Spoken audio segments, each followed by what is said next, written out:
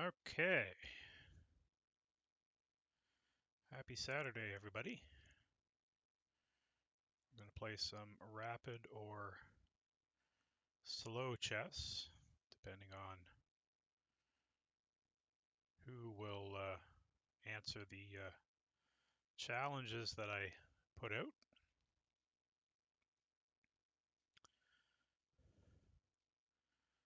So let's get organized here. Okay, let's see if we can find somebody that wants to play a 15-10.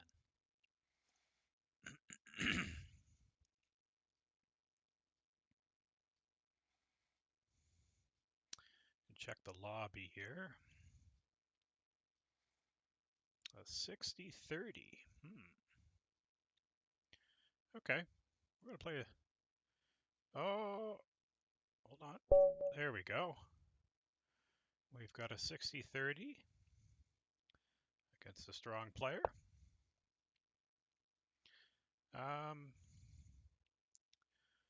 What do I want to play against this?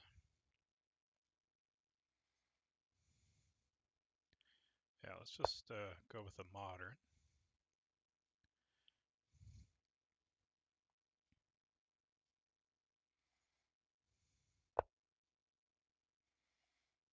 Likely going to transpose into a King's Indian defense. Transposition is when you arrive at a position through a different move order.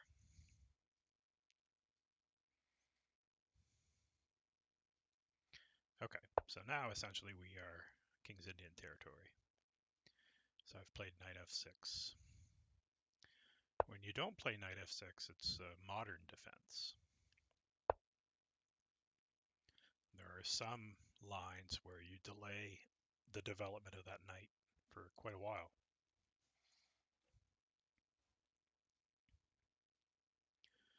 Okay. So it's rare to find somebody on lichess that's strongly rated like my opponent here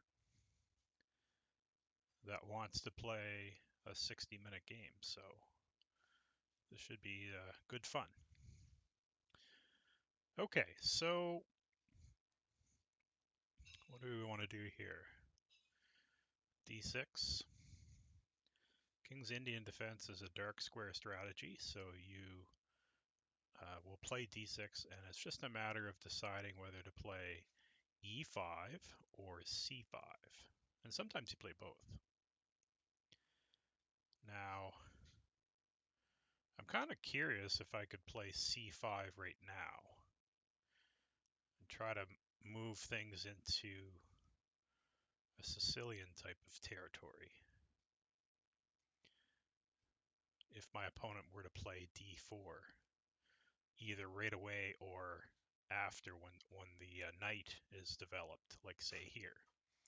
Because then I would take and they would take back with the knight, and that would be a very similar Sicilian type of position.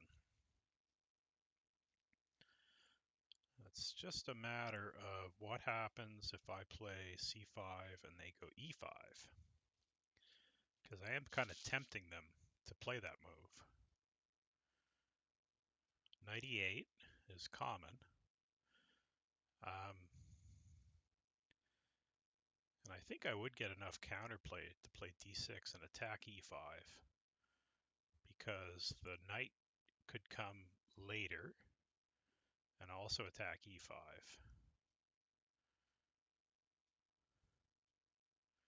I kind of like that idea. I want to give that a whirl. Let's give it a try. Hey, Patrick.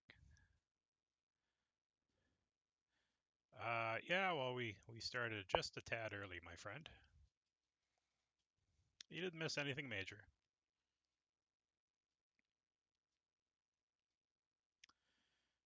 Okay.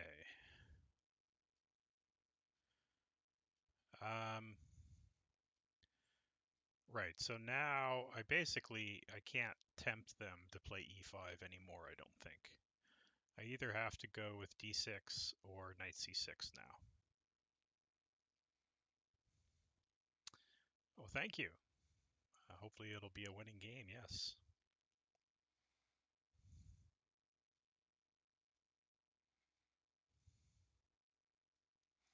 Okay, let's play d6. And we see here what I was talking about earlier about a dark square strategy. Black develops the pawns on the dark squares, and these pawns are influencing or attacking those squares in combination with the dark squared bishop, which is looking down that diagonal.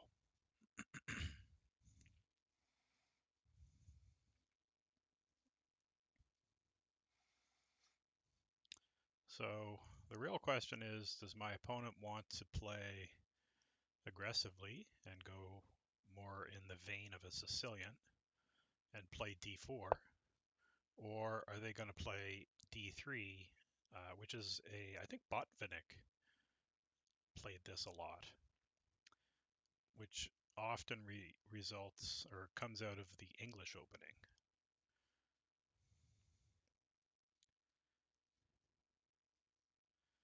Okay. Well, I think knight c6 makes a lot of sense.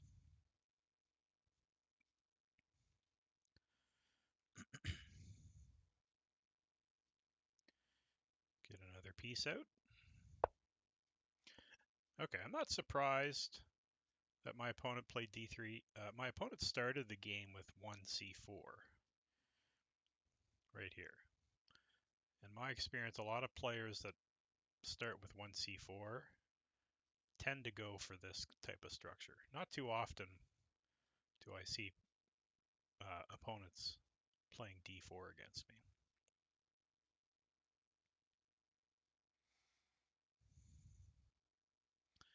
Okay, so now we need to figure out a strategy in terms of counterplay. Where is our play going to be? I mean, we could look at queenside expansion. Ideas like bishop to d7, rook to b8, a6, b5, maybe knight d4. That's logical. It makes sense because I got some space on the queen side. This guy is covering those squares. My knight is covering those two squares. So it makes a lot of sense to play on the side where you have space. The king side, I don't really have much going there. I've got a knight and the bishop is pointing in that direction. But other than that, I really don't have a lot of obvious opportunities on the king side. I could try to play in the center too. So what would I like to do if I play in the center? I don't think I could crack open the center. e6 and d5, that's not going to be easy to achieve.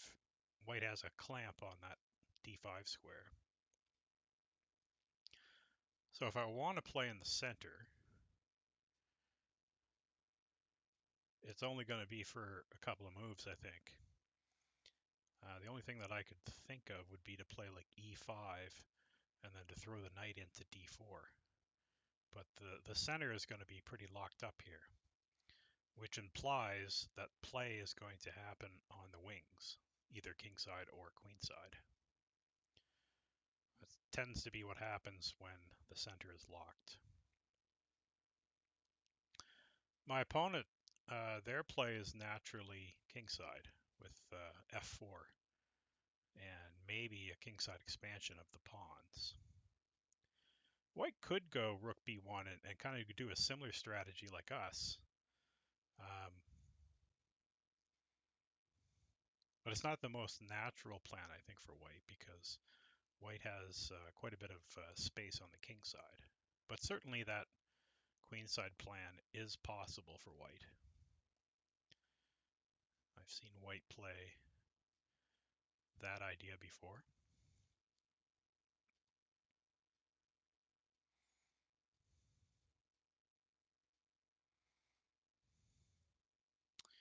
The thing is, White's plan of kingside expansion, it's pretty quick.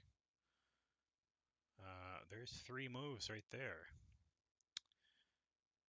So how am I going to get rolling with my plan in an efficient manner?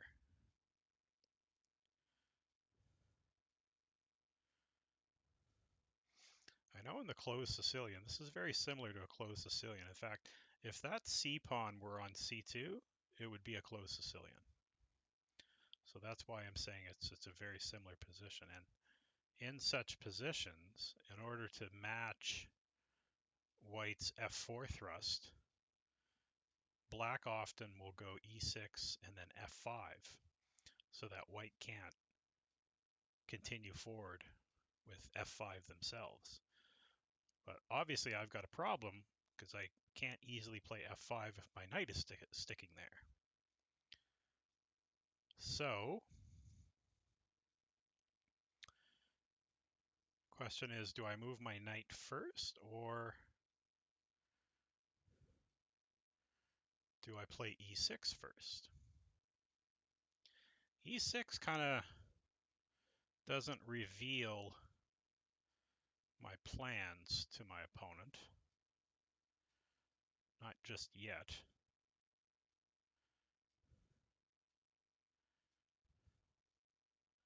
I think there's a lot of value in knight E8 here, actually. And repurpose the knight on C7, where it would look at the D5 and B5 squares. So if I have my knight on C7, it could also support this queenside play. So knight E8, E6, F5. I think that's possible. So let's see, knight E8, if they go F5, I go E6. I don't think that they can play F5 right away because then they drop a pawn.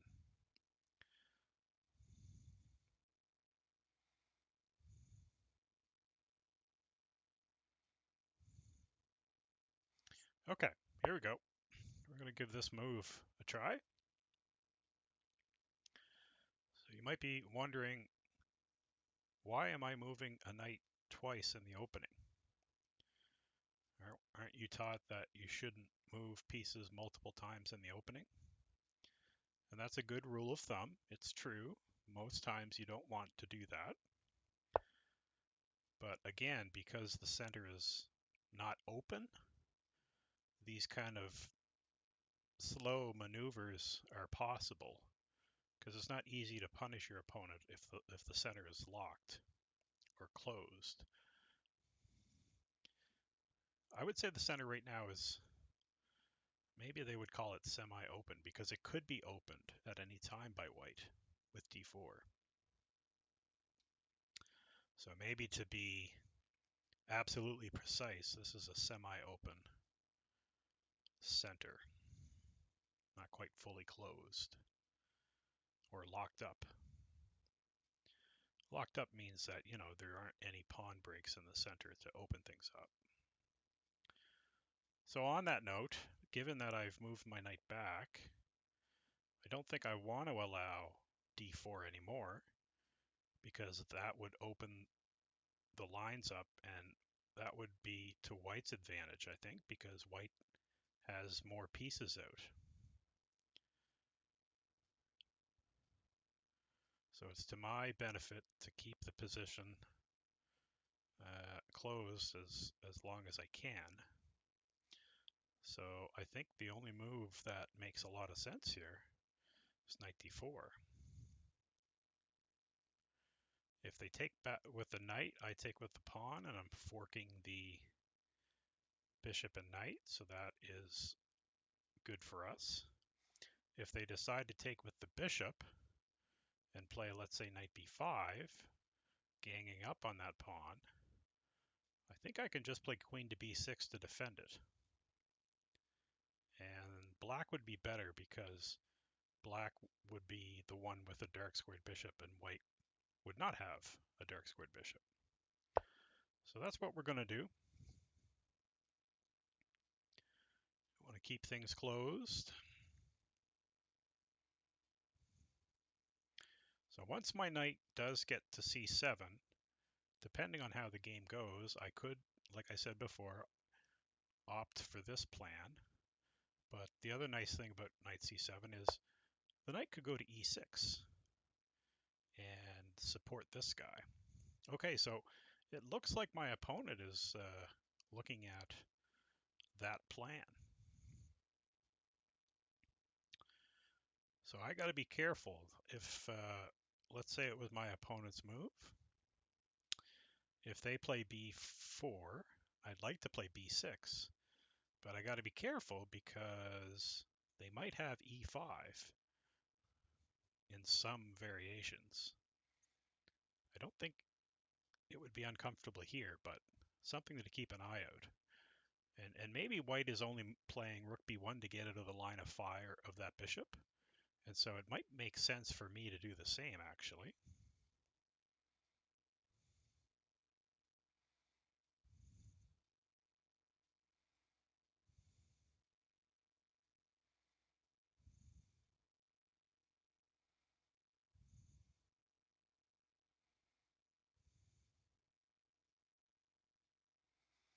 Okay, hold on. Let's go. Okay, knight c7, b4, b6. Let's say takes, takes, e5. And that's rather uncomfortable because the only way that I can protect my rook would be to give up a pawn with d5. The bishop would be attacking it. So what if I play rook b8 here now? Then b4, b6, and if they take, well, I couldn't take back this way because my rook is undefended. So I'd have to take, if we look at this again, I would have to take with my d pawn, which I really don't want to do that. I guess it's not the end of the world. I mean, the d file is open, so maybe I could have some play on that pawn.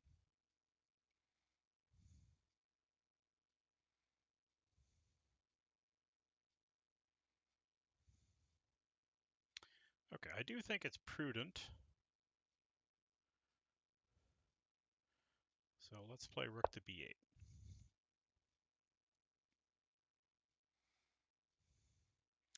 Kind of a monkey see, monkey do move here.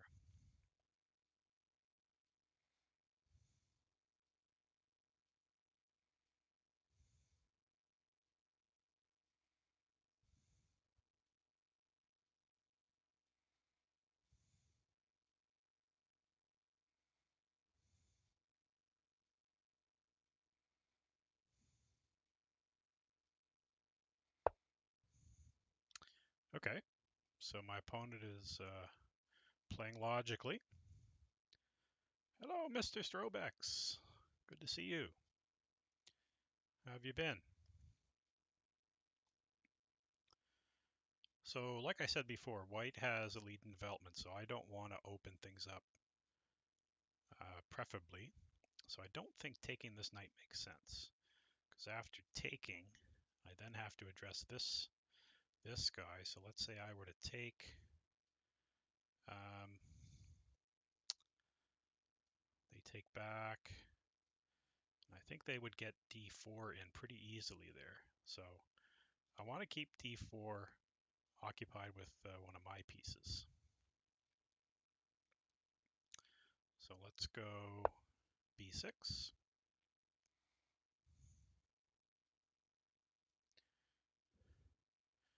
Oh, you've been working a lot, are you? I'm doing quite well, thank you.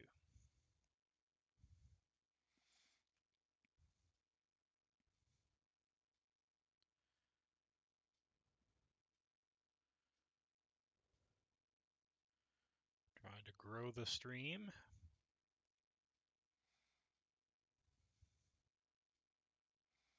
Appreciate anybody who's tuning in.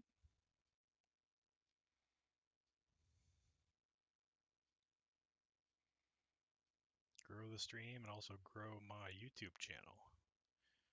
can use exclamation YouTube to join my YouTube channel. I've got videos there where I post my Title Tuesdays, and I also will post some of these slow games or rapid games that I play.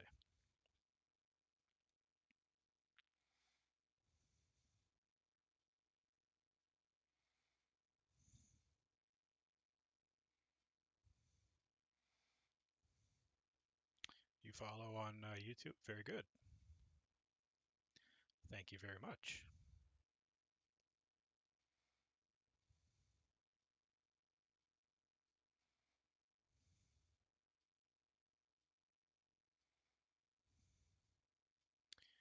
Okay, so I'm curious if, like my opponent at some point, when they play Queen A4, it would hit this pawn.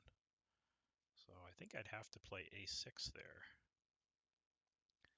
My bishop might be tied to that pawn for a while.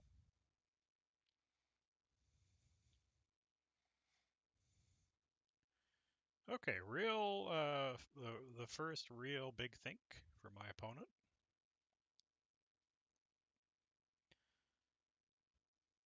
Makes sense to me. I mean, the decision here, whether to take my pawn on C5, whether to push his pawn to B5, or the other option would be to leave the pawn on B4. So, not a decision to be taken lightly.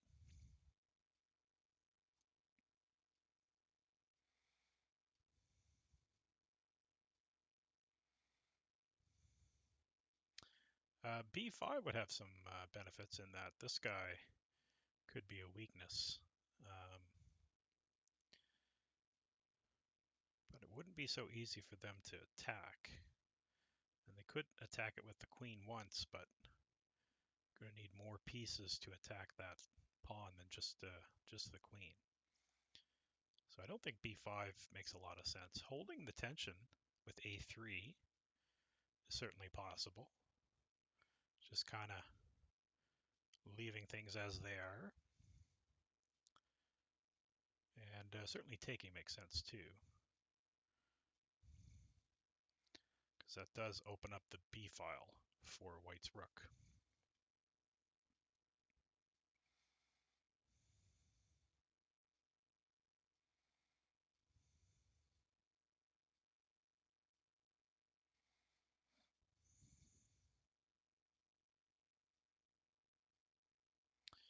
So anybody in the chat, have you been following the Speed Chess Championship on chess.com? It's finished. Finished, I think, sometime last week. I enjoyed that tournament. It was a good watch. I think that's one of chess.com's better events. This year was very fun to see Magnus and Hikaru play and how close of a match it was.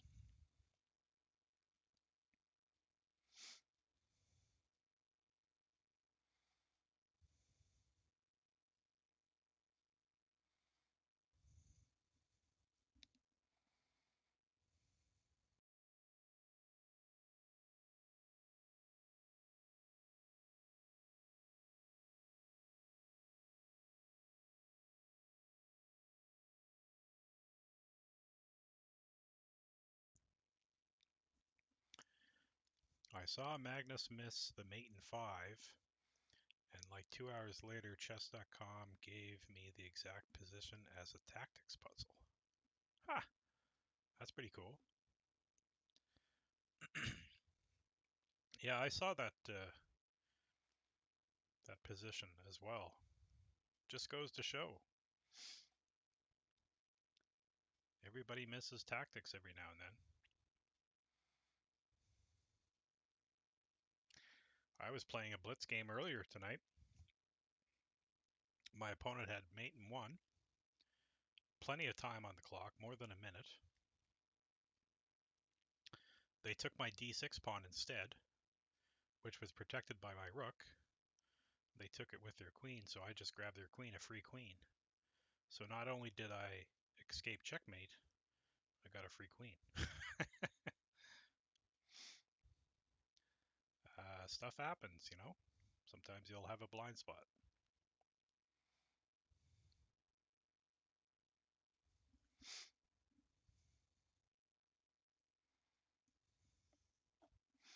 Yeah, it was pretty funny. Not so much funny for my opponent, but just funny that I'm usually the one who does stuff like that. Anybody that's watched some of my Title Tuesdays.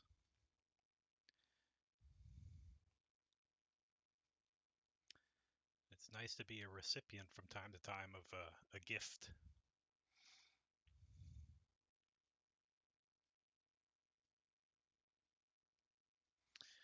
All right, does this person have their country specified? They do not.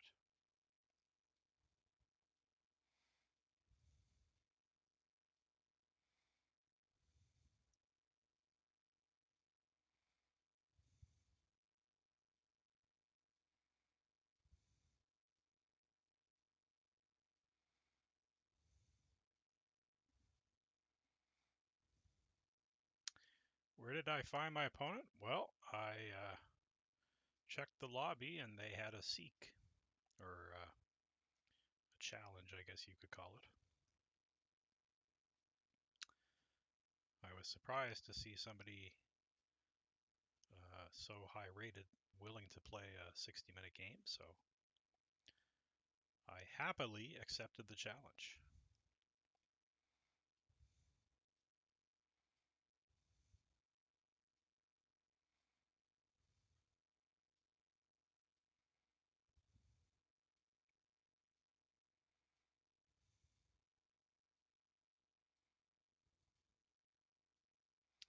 All we know for sure is they are a Tolkien fan.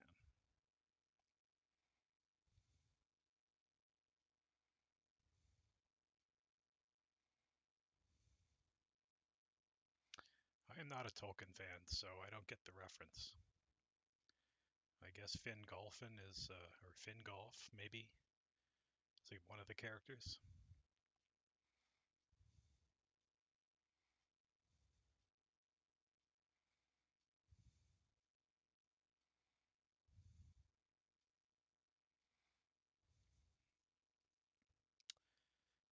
Yeah, I was not. Okay, Finn Golfin is a character appearing in. He was the son, High King of the Nodor. Okay, thank you for that, Strovex.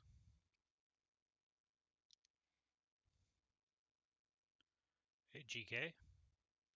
My mic is low. Okay, let's try to boost it up. Oops, that's not it. Okay, what about that? Is that any better?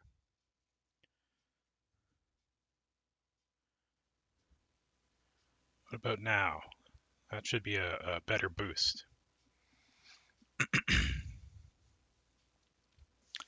I have it at 125%.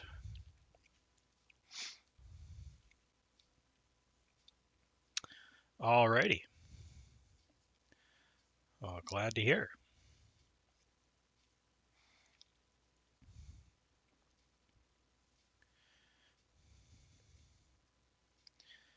Yeah, I know when the Lord of the Rings movies came out, I mean, they did well and there's a lot of fans.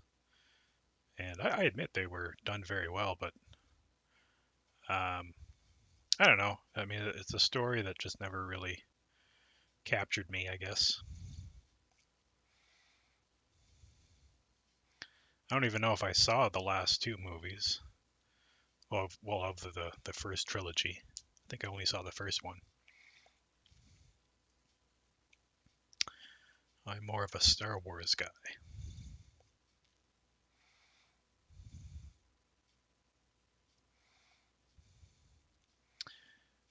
I believe the movies don't do the books justice. Is that right? That's common.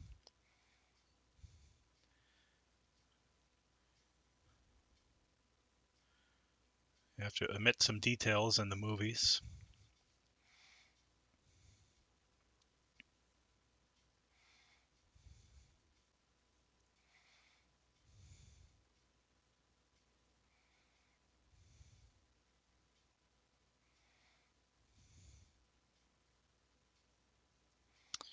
Okay. Well, one thing about playing these long classical games online, there is a chance that my opponent is not there. uh, Here, everything looks good because that's the circle is green, which means that they're there. But it could be possible. I don't know if chess.com has an indicator. If somebody, I guess they do. They do have the network connection.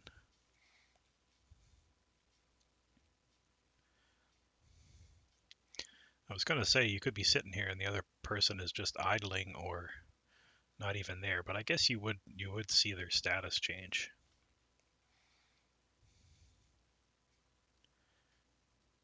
Is it a modern opening you were playing? Well, let's go back here. I should be able to replay the opening. So it started out as a English, and yes, I did start with the modern. But then when I played knight f6, this is now a King's Indian defense.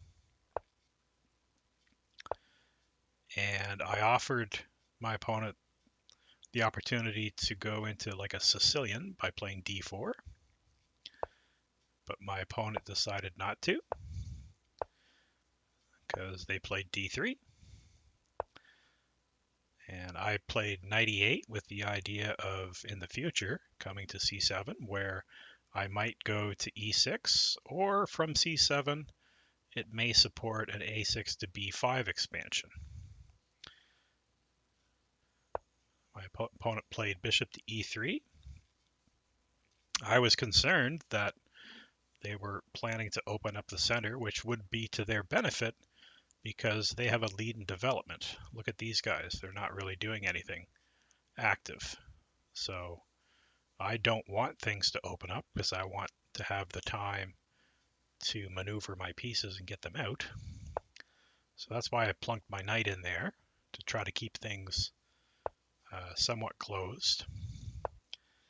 And my opponent has expanded on the queenside with the rook, and I've defended my pawn, and this is the position that we're at right now.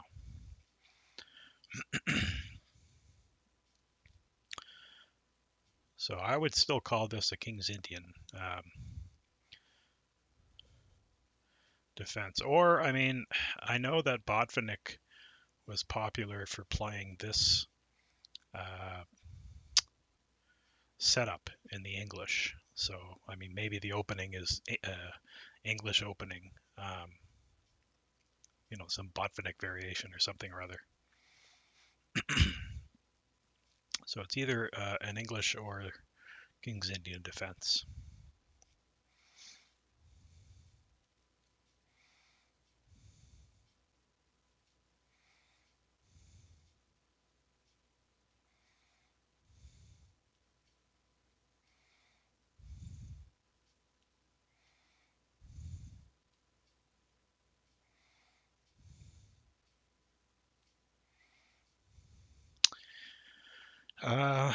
I think I disabled the chat.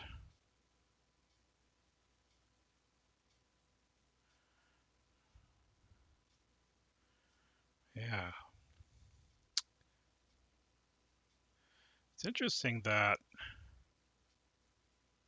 normally when you hover over people's username, and if they're playing a game, it'll show you the game. Like they'll show you the chessboard.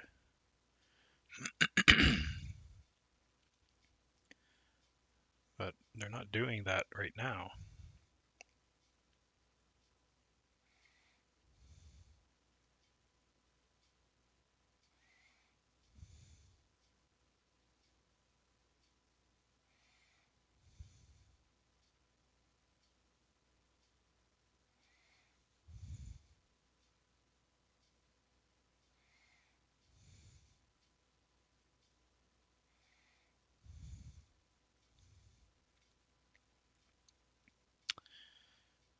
might have to turn on the chat though, just to be able to check in with my opponent every now and then. It's been 15 minutes. We'll wait another 5 minutes. Just want to make sure that they're still there. Okay. They played h3. Now I think there's the first thing that came to mind was bishop takes h3, which it looks like I'm winning a pawn because after they take my bishop, sorry, what am I smoking? I'm totally smoking something. For some reason, I thought that was good. After here, that you play knight f3, but that doesn't do anything. Anyway, even if it did something, they could take my knight first, so ignore that. Okay. Hopefully I don't make a stupid move like that later in the game. Now what are we going to do? So my opponent has decided to leave the pawn here. This is called leaving the tension, which is what grandmasters do a lot of. They don't take things right away. It's kind of a psychological ploy, actually, because the longer that you leave the pawn there, the more moves that your opponent has to consider. Well, what if they take this move? What if they take this move?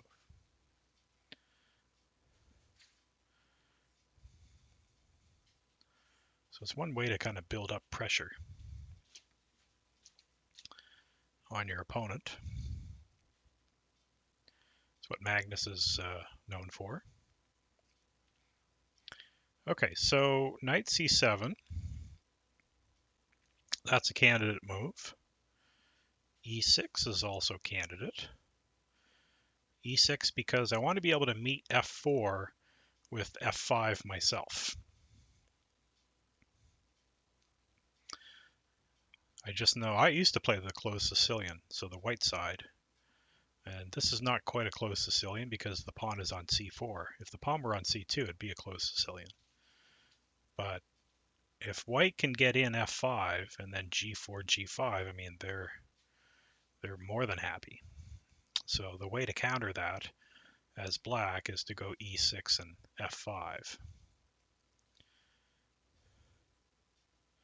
I'm a little surprised by h3. Like, with my knight on f6, h3 made sense because I could have threatened knight g4 to grab the bishop. But now that my knight is on e8, I don't quite understand why h3. I mean, it's not necessary yet for white to think about giving the king a square. So anyway,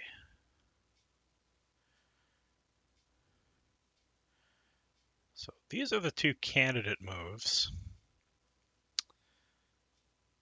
Knight c7. I guess the thing I don't like about an immediate e6 is that when I do go knight c7, I've ruled out the possibility to play knight e6. So it might make sense for me to, let's say, trade a knight and then plunk the other one in there. But you can't have everything in chess.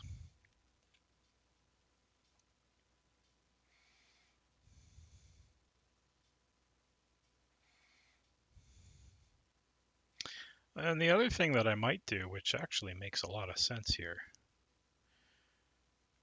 I don't like having a loose piece. So the rook is loose here. So bishop to d7, kind of multi-purpose actually. It means my rook is protected by the queen, so therefore if they do take, I have the option of taking with the b pawn, because when the rook takes, I can take back. As it stands right now, the rook is undefended, so I wouldn't be able to take back. So that's one benefit to bishop d7. The other benefit is that it keeps an eye on this square, so queen a4 would not be possible. But It's really not the ideal diagonal for the bishop. I mean, it makes a lot more sense to put it here to challenge White's diagonal, White's bishop on that diagonal.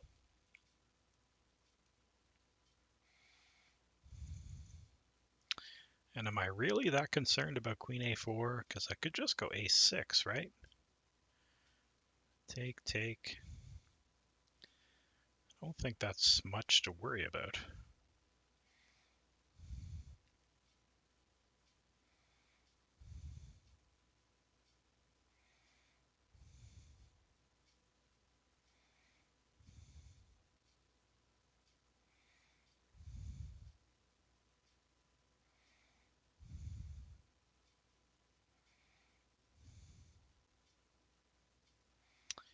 Bishop b7.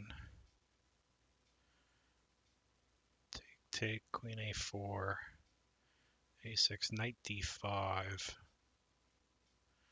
e6, knight b6. Is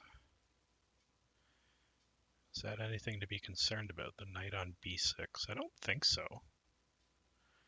Knight on b6 is kind of silly, I think.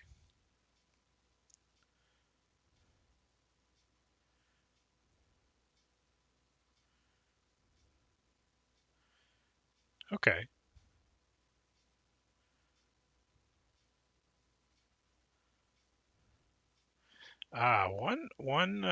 One thing about leaving the bishop on d7.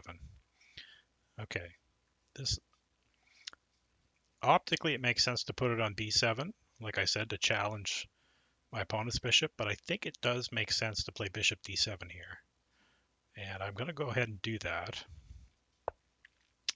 because I'm anticipating my opponent playing f4 and maybe g4, going for f5. So it's nice to have the bishop here to support e6 and f5. I just know through experience it's nice to have that bishop helping out. So yes, this is kind of a defensive bishop at the moment, but it'll take its job seriously and do a good job, I'm sure.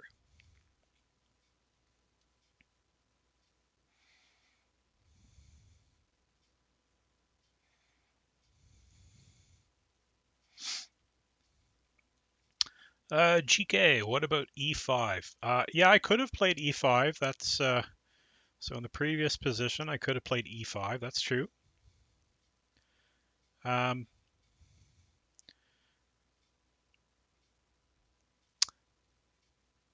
generally don't like those positions where, I mean, basically we would both have a knight once the knight hops into d5. Yeah, I don't love those positions to play them. I mean, I think it's a fine move and it's a way to play, but I like having the option of playing e6 so that my opponent doesn't get a knight d5. Whereas I'm the one who's gotten my knight to that square. But yeah, that is an alternate plan. E5 would have been an alternate plan, of course.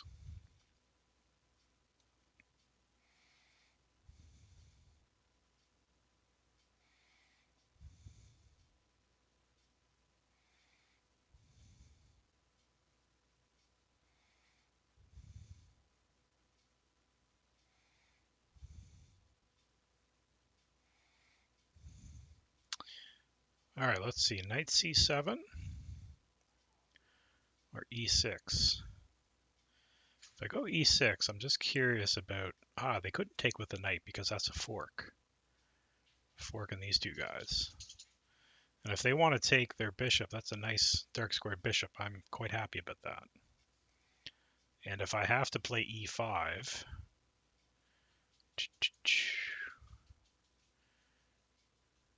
in this move, my opponent would be attacking two pawns there. But I might be able to play e5 to solidify the d4 pawn. And if they were to take, I should be able to play rook a8 and then grab on a2. So I think that's okay. So let's go e6.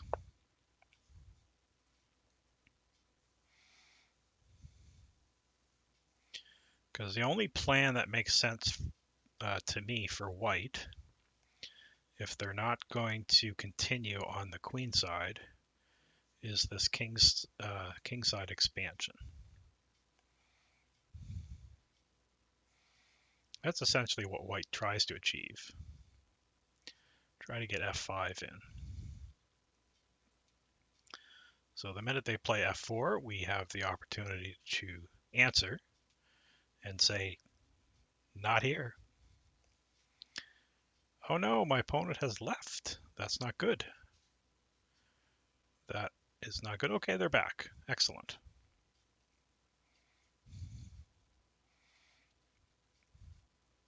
Maybe they went for a smoke break.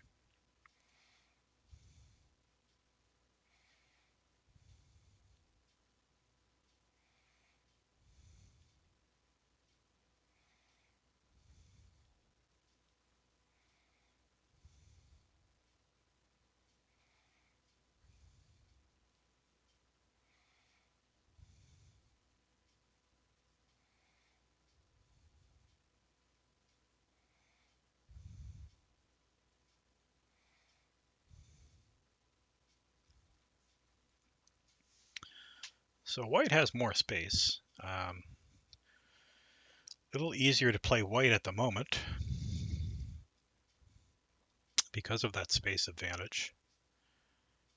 I've got these three pieces here that have yet to show what they're going to do in the middle game, and it's still going to take me a couple of moves to move everybody around and get them into their ideal location. I think I'm on the right track after knight c7. I mean, maybe I can go queen e7 to connect the rooks.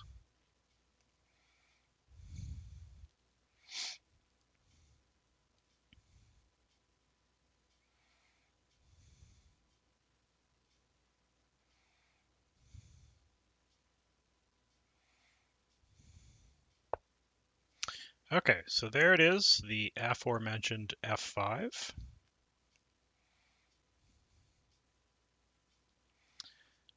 Do I play, or sorry, f4, pardon me. Now, do I play f5 right away? Does it matter? I really don't see a reason why not to.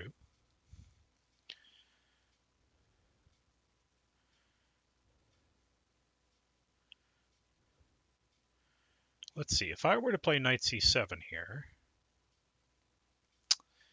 and they play f5, I take. Now, if they take back, I take back with my bishop, and then I'm just up a pawn.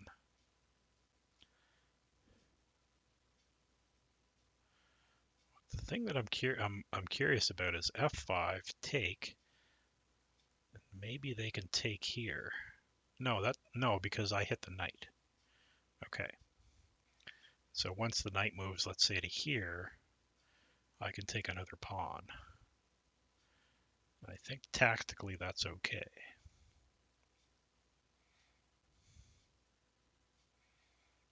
The only question is, the knight does have an opportunity to go back to f6. Like if I play f5 and my opponent goes g4, I could consider knight f6 here, adding pressure to g4, and trying to tempt them to play g5 where I can play knight h5.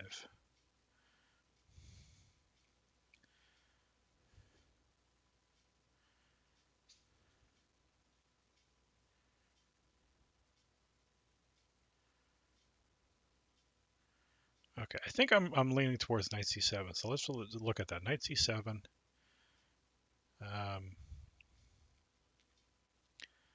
Not seeing any tactical reasons why we shouldn't play that.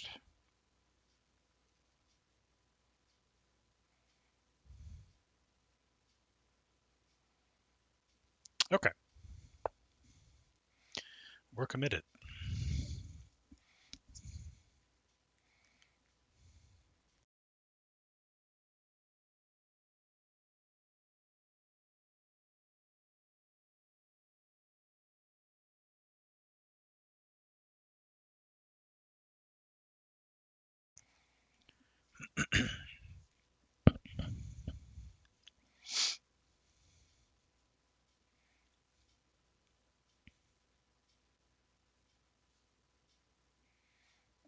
So you see how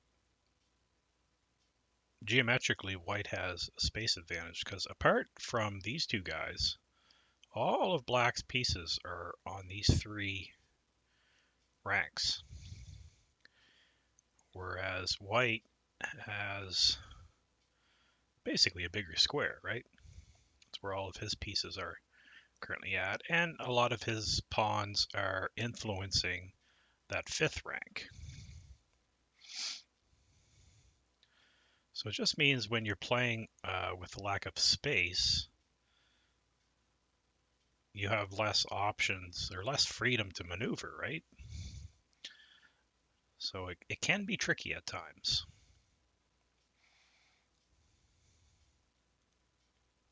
It can be frustrating at times too. Sometimes it's hard to find a move,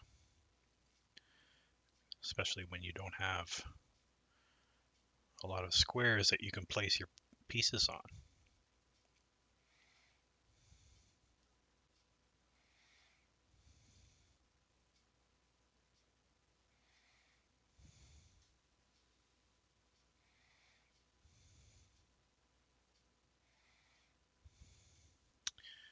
So can anybody in the audience do me a favor and check the score for the Blue Jays and Tampa Rays? Last I checked, it was bottom of the eighth, tied at 4.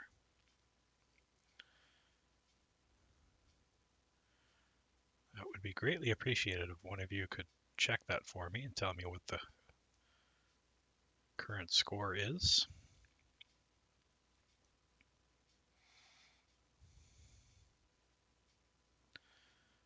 Blue Jays are trying to clinch a playoff spot, and I think if they win tonight, they do clinch a spot, if I'm not mistaken.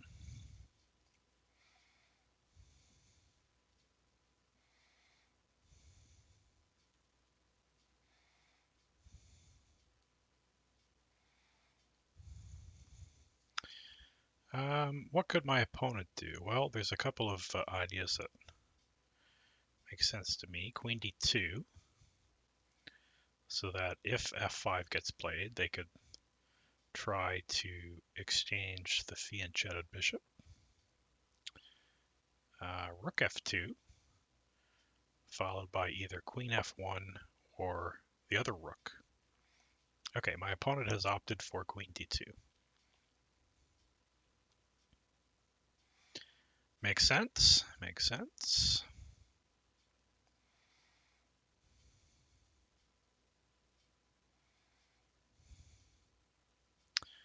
I don't see a reason why not to play f5 here.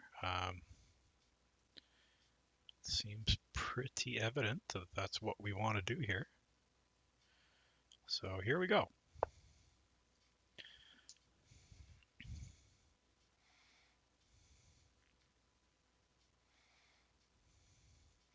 I guess the one little finesse now that I see it on the board is I could have played queen e7 there, because if my opponent right now takes this and I take back, and let's say they exchange, I got to take back with the queen.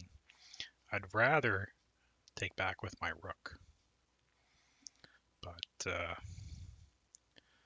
I don't think it's a crucial thing. Don't think it's going to mean the end of the game.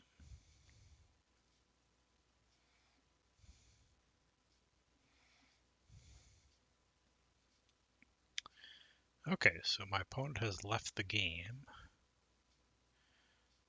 Getting a little concerned about that, but they have come back previously. Oh, look at that. Now it's showing the preview. Whereas, like I said earlier, it wasn't showing the chessboard. That's very strange.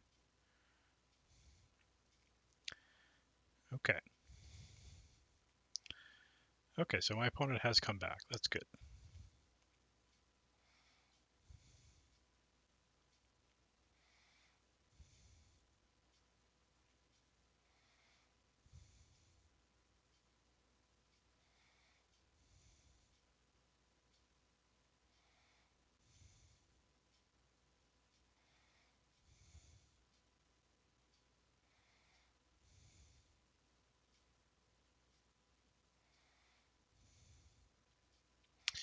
Now there is a question. If my opponent does take on f5, what do I take back with?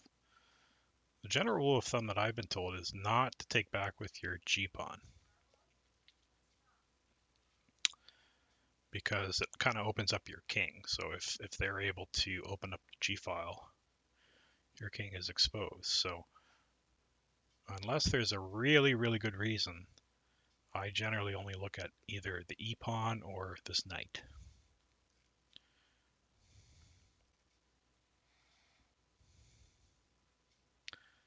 I suppose you could make an argument for either, but I think the natural reply would be to take with the pawn. Because on f5, it takes away this square from white's pieces. It's true they would gain access to the d5 square, so it's kind of the argument for taking with the knight.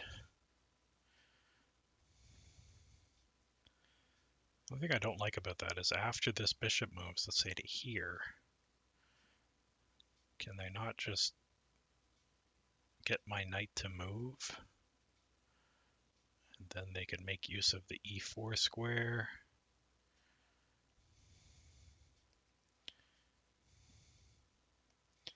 Maybe e4 is not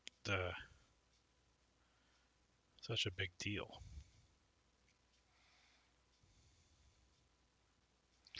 I guess I just, if I do take with the knight, I gotta make sure that they can't play d4 advantageously.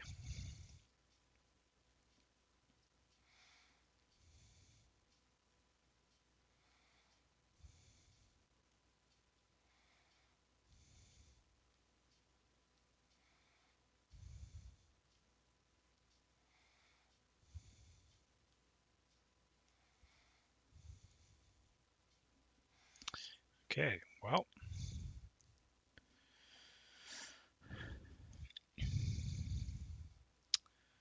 I would call this a critical position where you want to take your time making a decision. You want to make the correct decision.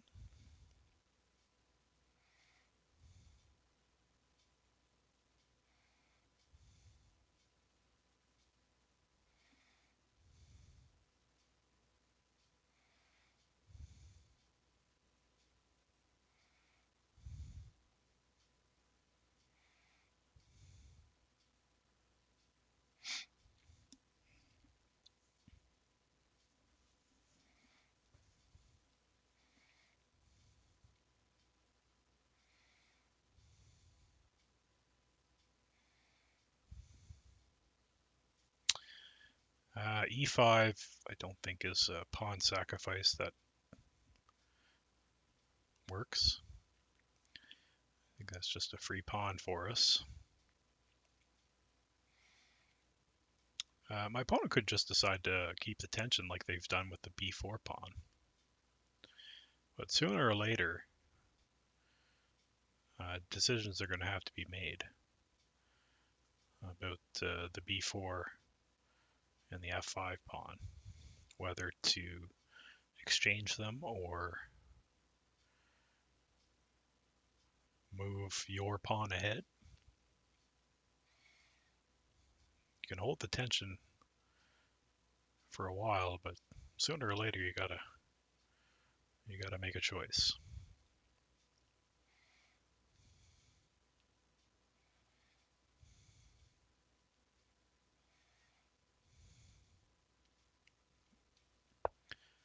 Okay, so therefore, in that vein, my opponent has decided to close up the queenside.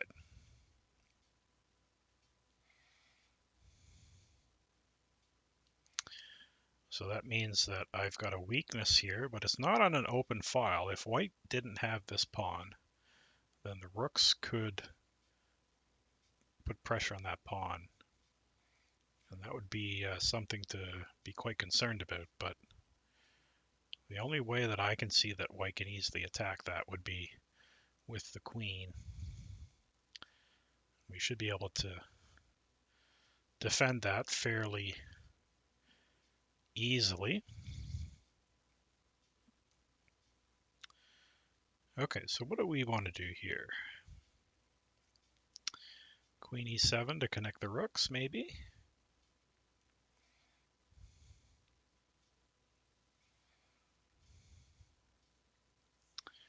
Do we want to go queen e7, rook here, and play for e5? Or queen e7, rook d8? Play for d5?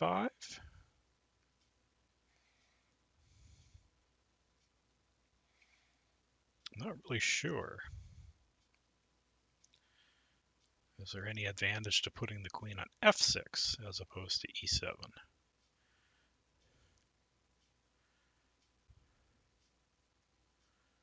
I guess the thing about on f6, if they take and I decide to take with the knight, then when they play knight e4, my queen is hit, which wouldn't be the case on e7.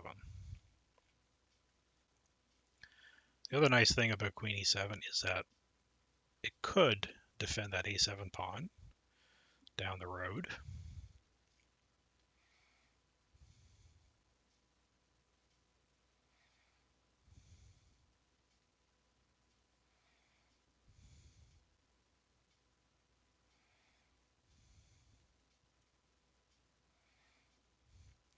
I don't think I want to look at a6 or anything like that. Because the thing is, if I go with that, I'm afraid that they're going to take, and then they're going to open up this diagonal for the bishop, and that bishop is going to be, in addition to this rook, a nuisance for me. So I think I want to keep things locked up over here.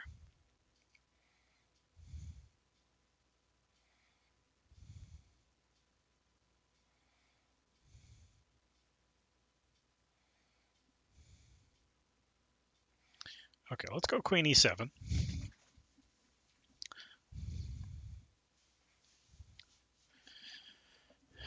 Hey, Patrick. I'm wondering if you could do me a favor now that you're back.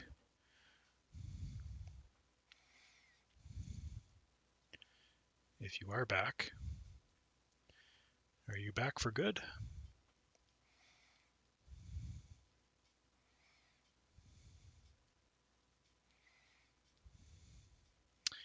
Excellent. Can you check the score of the Blue Jays and Tampa Rays? If the Jays win tonight, I'm pretty sure they make it to the playoffs.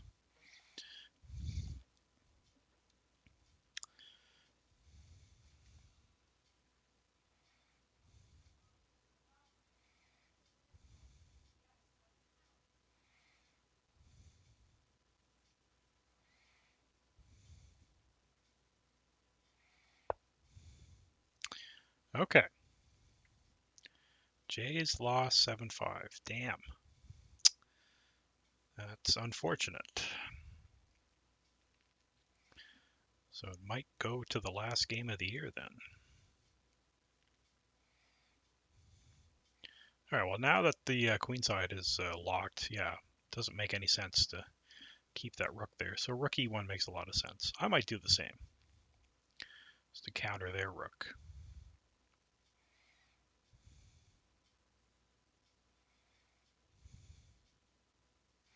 Yeah, I think so. I don't think we have to spend too much thought on that one. Well,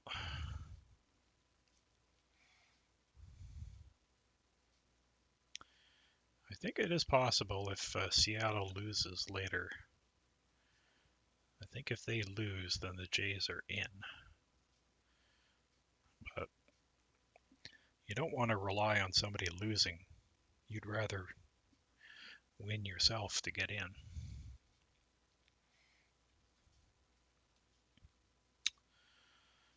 So that's what I mean. It might take the last game of the year, which is tomorrow, to decide everything.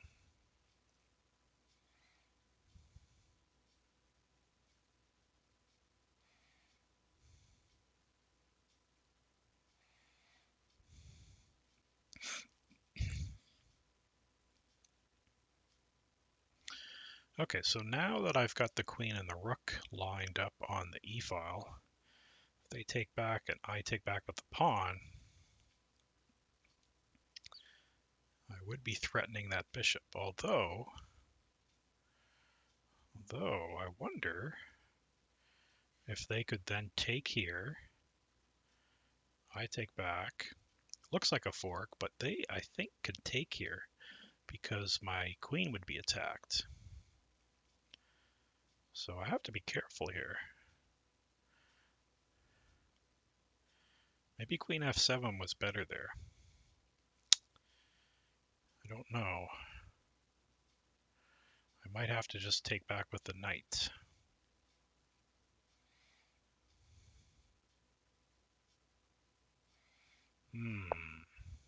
Okay. Well, my opponent has just brought the bishop back. Probably looking in that vein, though, because now the rook is even more eyeing the queen.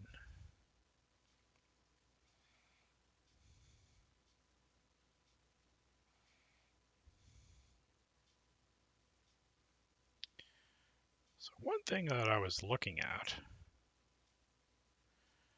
okay, they might be just looking at taking and then playing knight e2 and then asking me, what are you going to do about the pawn on d4?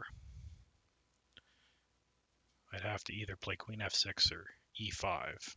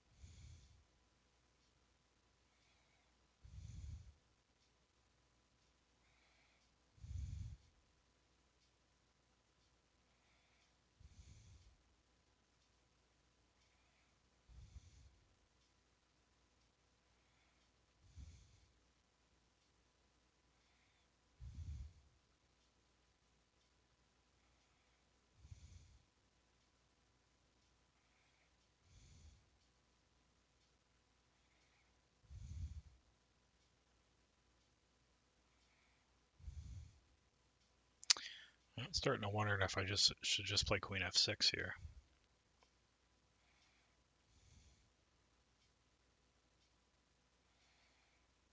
Take, knight there. Well, then it's still threatened because my queen is leading.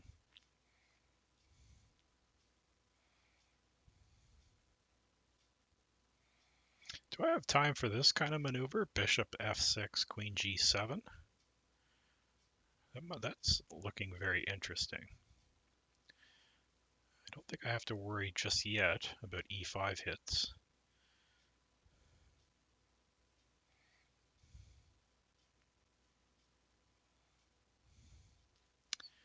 If I go bishop f6, here, knight e2 again. Okay, well, I would have the opportunity to play queen g7 there. They could force the issue with, like, queen b2, and then I'd have to play e5, I think.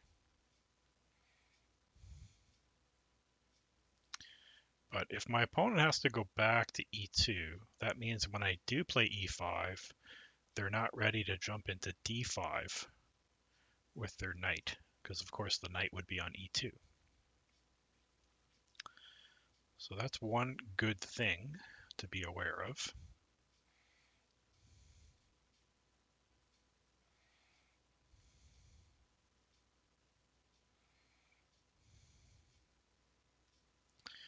Now this is a slow maneuver, but I doubt that I would have time to do it. Could play queen d8, bishop c8, bishop b7, queen a8. But that takes way too long.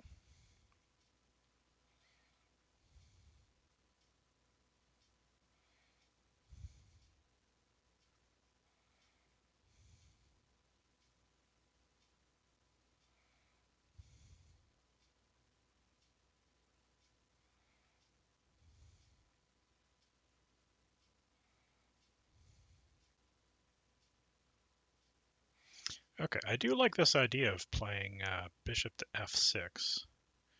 What happens if they take on f5?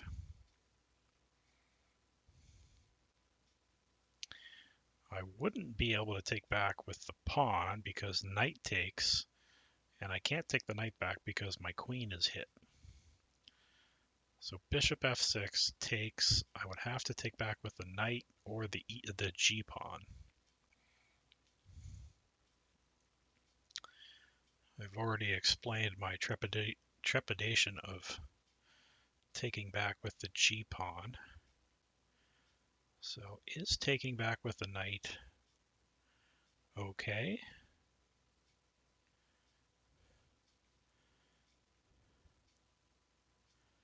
I guess if they were to go g4, I could play knight h4, which pesters this bishop.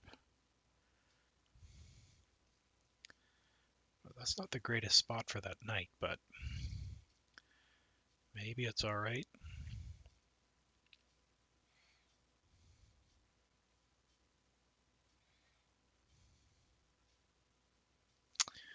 Yeah, the downside about bishop f6 is takes. Knight e4 hits the bishop and looks at this pawn. So I'd have to like move my bishop back because I wouldn't want to give up this bishop. It's on a real nice diagonal, so we don't want to give it up for that knight.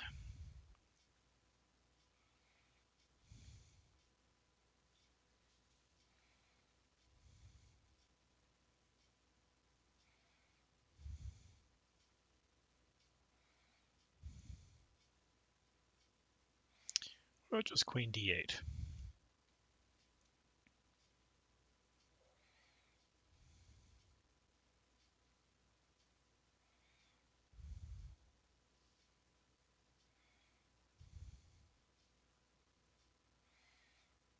Yeah, the queen is not really doing much there. Queen f7 is probably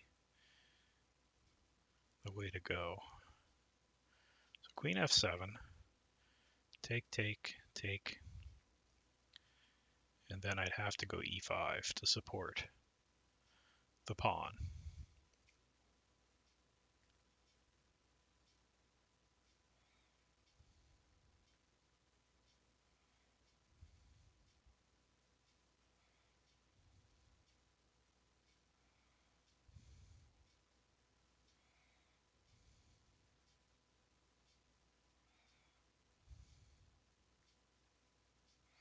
Okay, let's just play queen f7 to get out of the line of fire.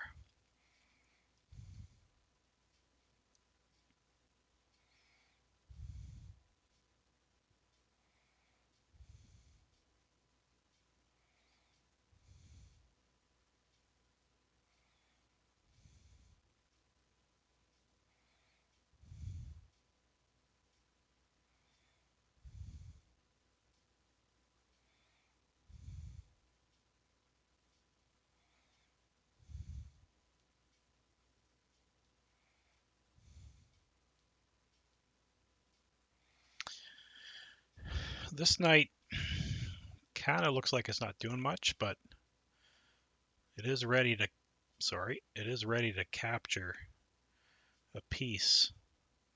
You know, if they plonk the knight in there after I've played e5, the c7 knight is ready to trade itself off. So it does have a defensive purpose. It's not like it's doing completely nothing.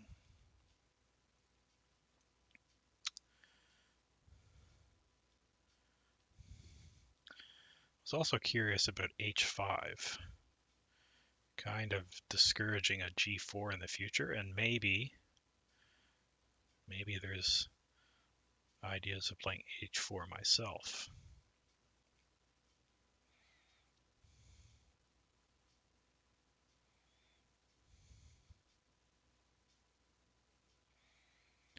You got to be careful when you're moving your pawn in front of your king.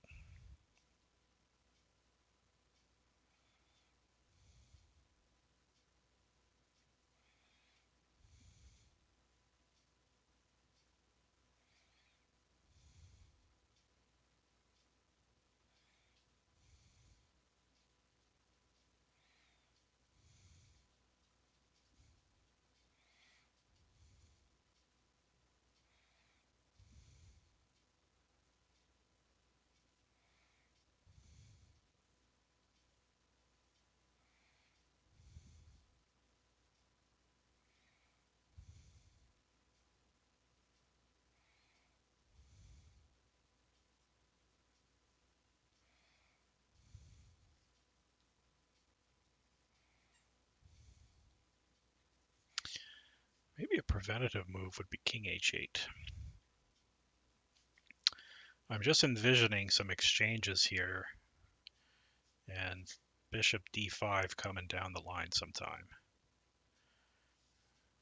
So just to get ahead of that, might make sense to go to h8 with the king.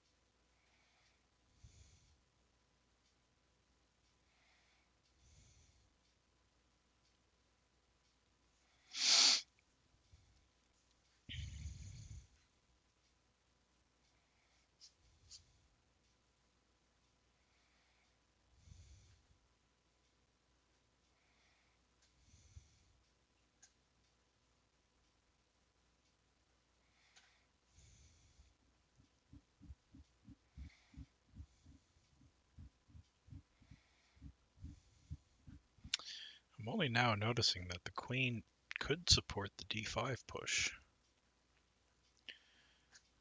I hadn't considered that, but there are arguments for trying to get d5 in. The only thing about that is that e5 is always a potential.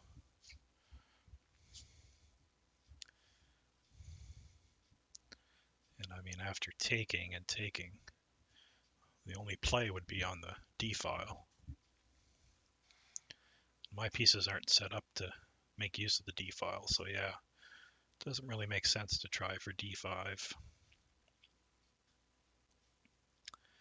think e5 is the way to go.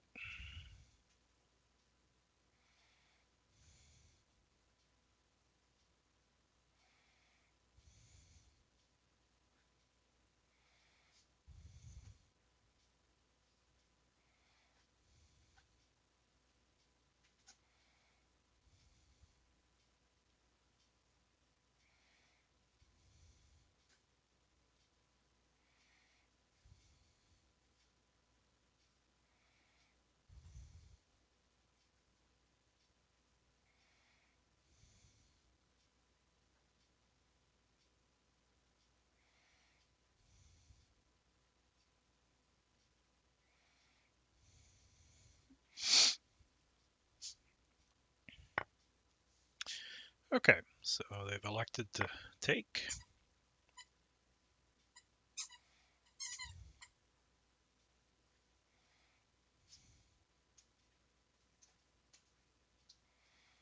Now I'm anticipating knight e2, yeah. And now we have to do something about our pawn because it's attacked twice. So e5 is the way to go.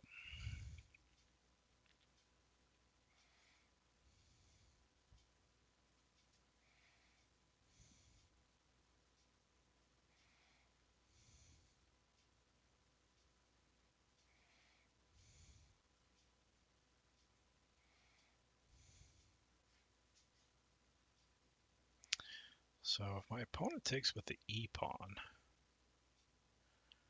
what do I take back with? Do I take back with the g?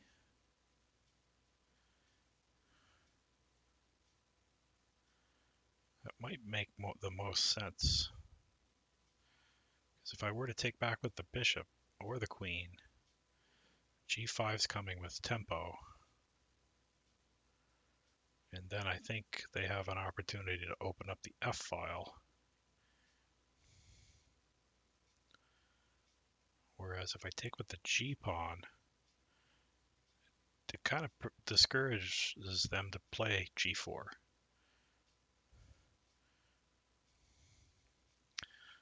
Certainly wouldn't be able to do so immediately because that would win a pawn for me. So this might be one of those situations where it does make sense to take back with the G pawn.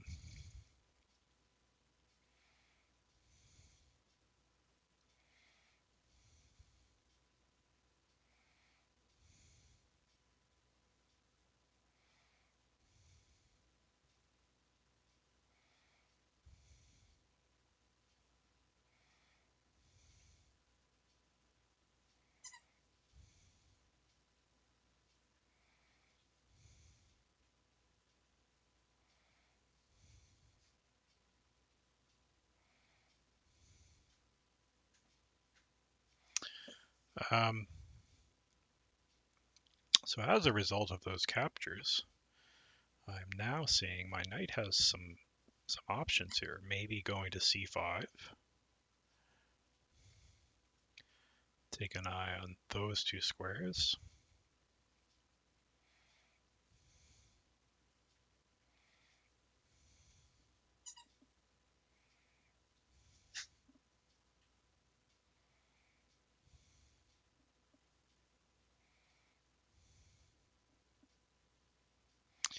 If I had the pawn on h5 and then they took, that would give me the option to take back with the bishop, because then they don't have this tempo move.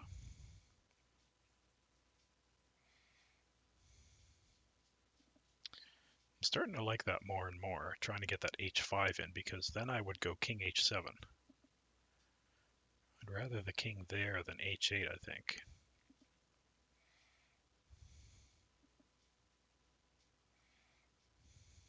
Maybe it doesn't matter. But at least with h5, it gives me two squares where I could put my king, I guess. So advantage that way.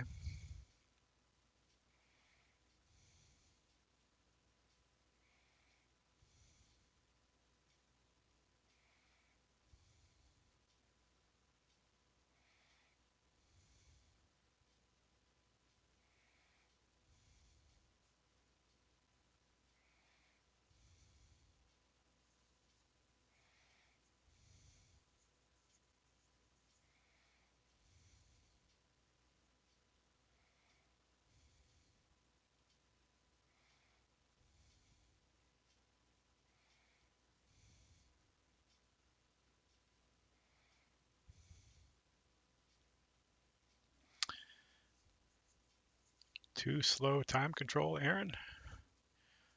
You mean for you? To watch? I think this is a little too much.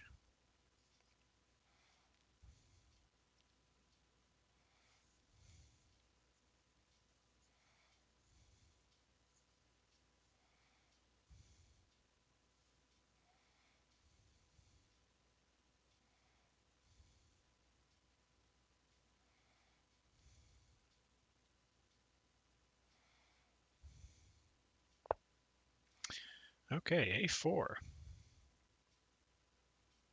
Oh, if I feel it's too slow. No,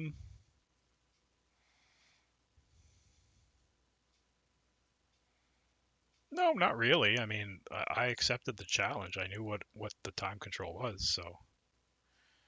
And I used to play classical tournaments. I think it's fine. Maybe it's not best for certain viewers. But again, I'm not trying to be a blitz only stream. I think there's enough chess streamers out there doing blitz.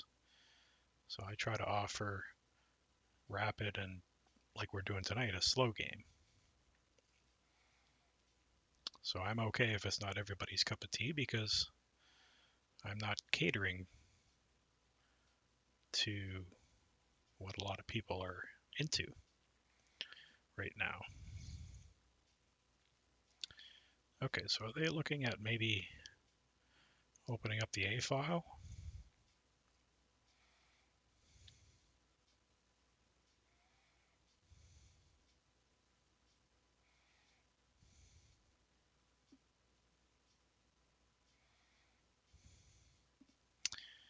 Well, I could look at this maneuver, but the only thing about knight e6 is I like to leave it there to look at the d5 square. I'm just always concerned about this bishop coming. So that's why I don't want to move that knight.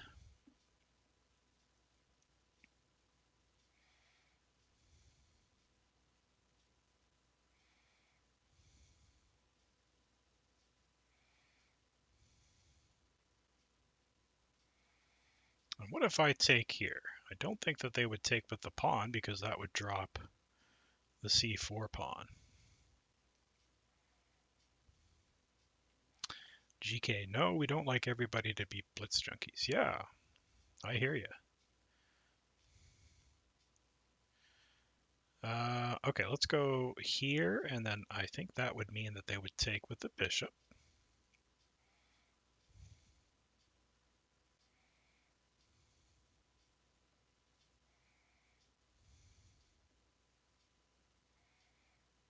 And then could I play d5 myself? Aha! The idea being that if they take, my knight would be looking at some juicy squares. The only thing though is if I play d5, then they will down the road be able to take my e pawn, and my d4 pawn will no longer be able to be defended by another pawn. Whereas if I leave my d pawn here, if they were to take back, I always have this option to capture it with my pawn and therefore keep this d4 e5 pawn chain going.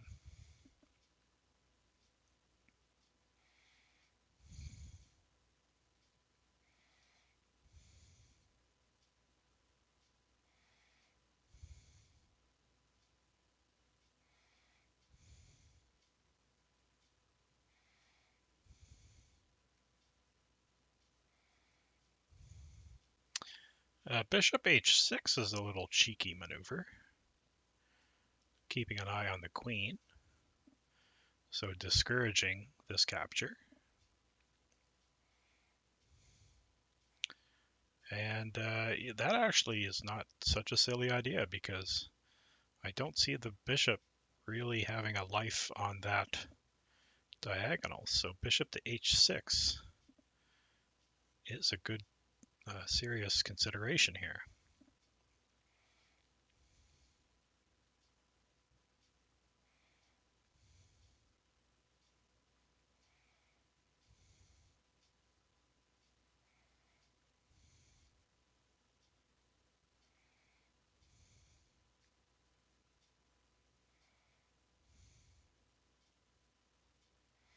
I like that. Let's do it. Bishop h6.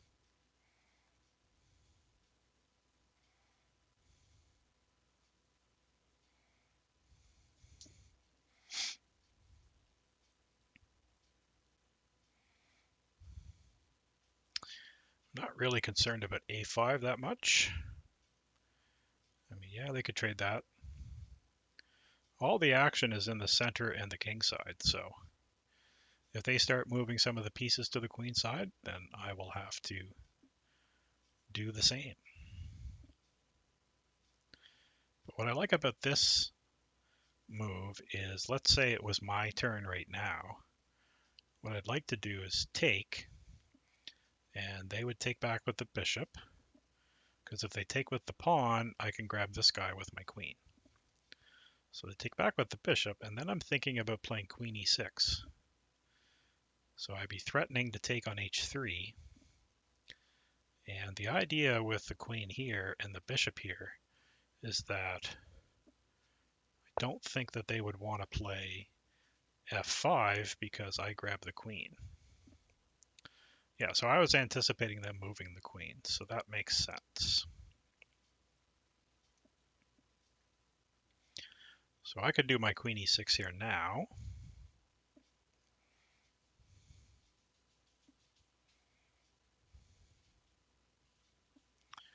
Or I could do it after I play this move. Although, now that the queen is here, it's defending that. So if I take, whoops, sorry. If I take, they do have the option to take back with the pawn.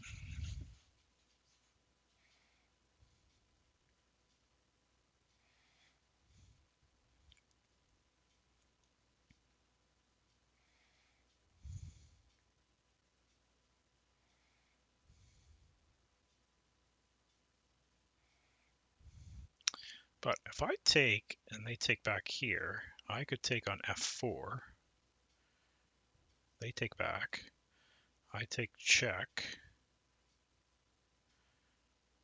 I'd be up a pawn there, but I would have a d5, a d4, and d6 pawns. Would be very weak.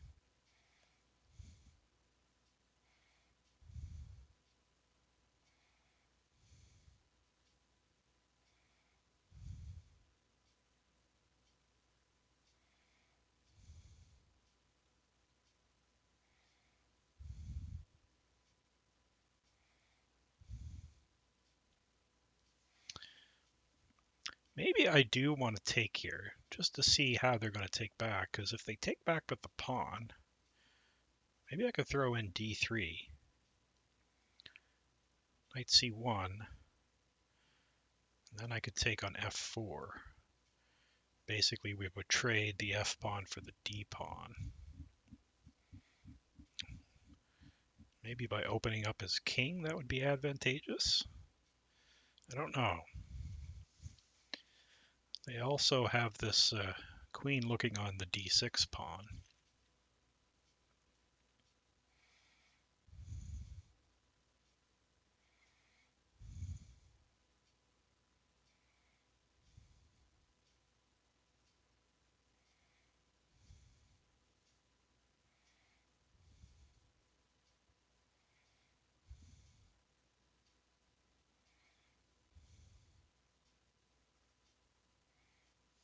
Ooh, I've got to actually, now that I look at this further, so takes, d3. If they go knight c1, I'll play d2, forking the rook and knight, so they would take back with the queen, and then I take here,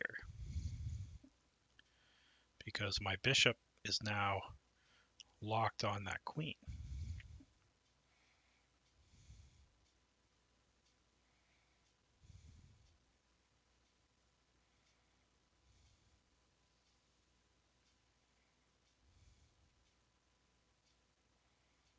So what happens if they take this way and they go, they might just go knight c3.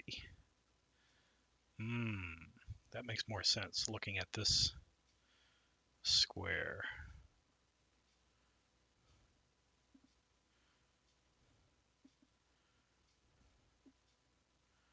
Even then though, I take here,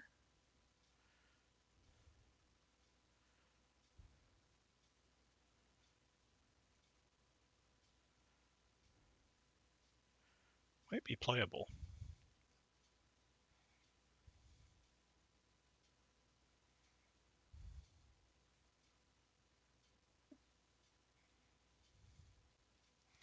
All right, let's see. Now, what happens if I take here? Are they going to take here? Did not consider that.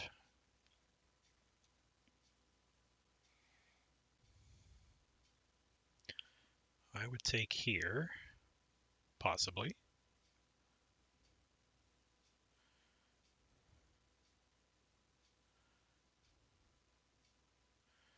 They would take here. I would take, they would take. How do I assess that? Take here. I think that looks okay for me.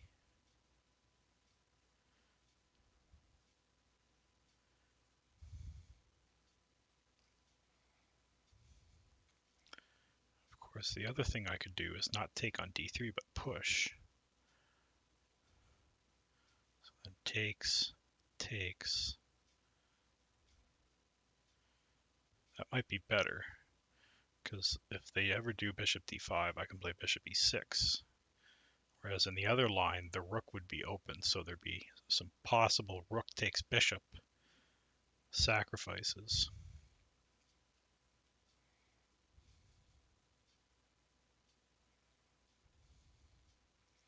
So here, here, here, here, here, here.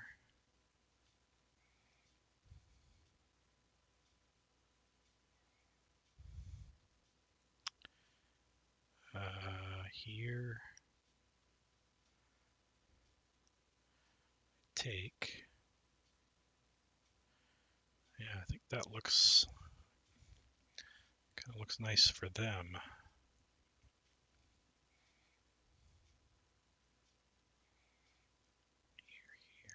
Here, here, take, take.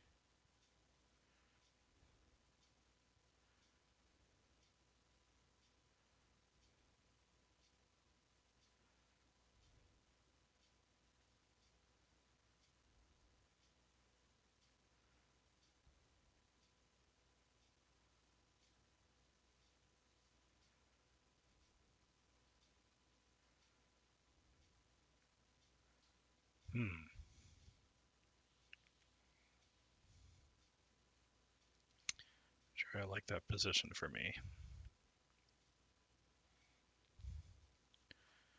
Let's look at the other way again. Here, here.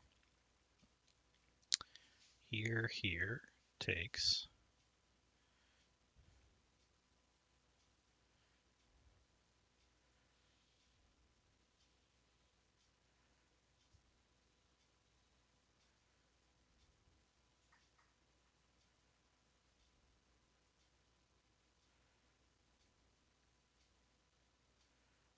Take here. Bishop d5. Bishop e6. Rook takes e6. Rook takes e6. Rook e1. Rook e8.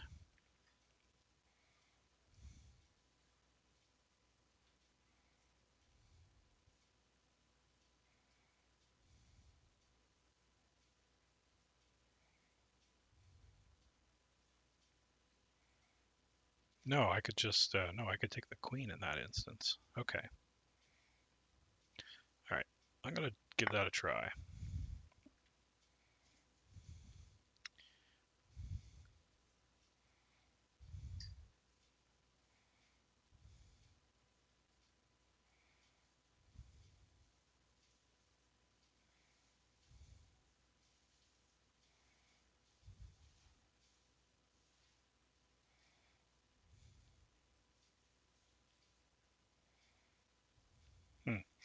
I'm just realizing that one consideration that I did not think about is this. So the rook is lined up with the queen, but okay, I'm just going to be right back, folks. Nature calls. So be right back.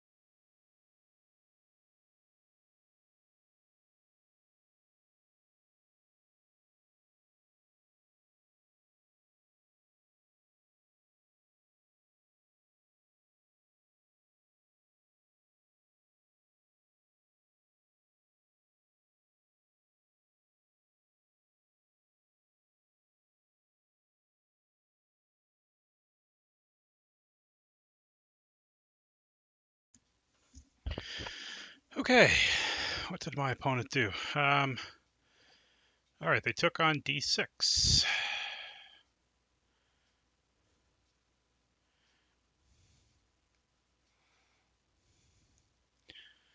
So what was I planning here? Yeah, I was going to go here, right?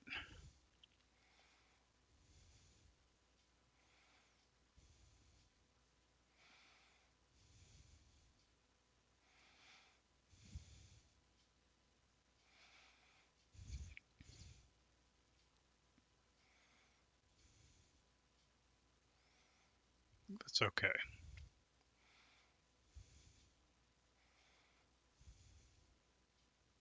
I could consider taking this way. I didn't consider that in my initial assessment. But then I guess that gives them the option to take with the knight.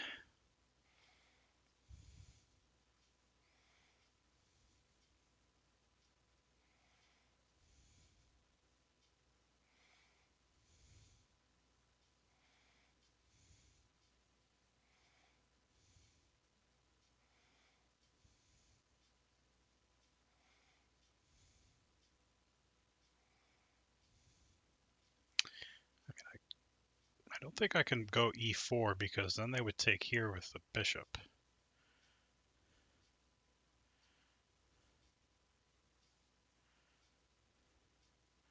So here,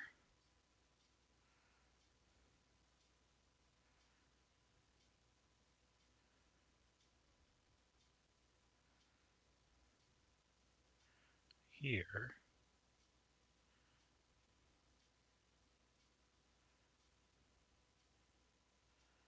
here, take, I take. I think that's fine because if they were to go here, I could just take the queen.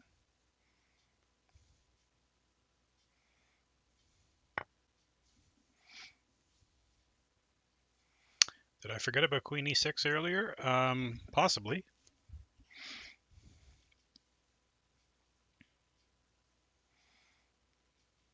No, I was going to play queen e6 if he had taken back on e4 with the bishop. That's why I wanted to play queen e6 because then I'm threatening queen takes h3. That was my main reason for that. Okay, so they've taken on d4 with the knight.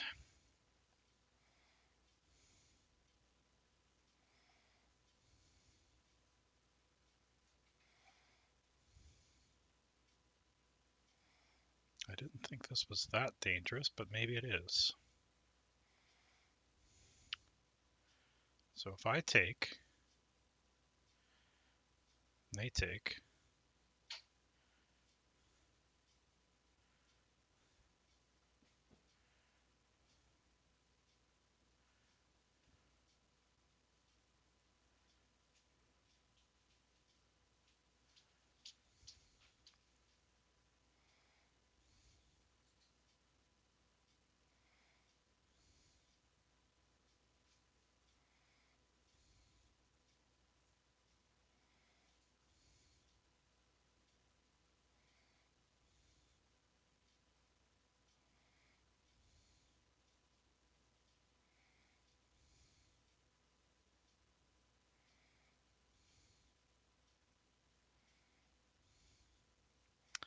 maybe I just go bishop to e6, offer the exchange of queens.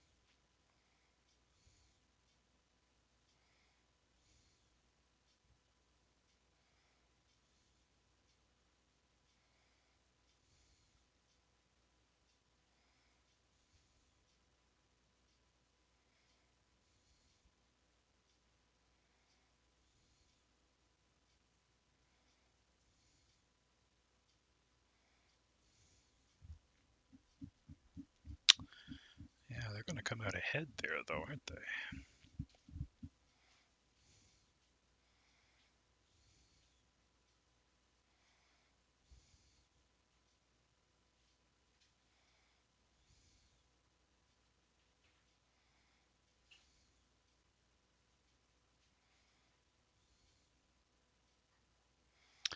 also consider bishop takes h3 here, because that way my queen's defending the knight. Bishop takes h3. Let's say the king takes. Then I take. The idea is that my knight is covering this square, so I don't have to be concerned about bishop to d5.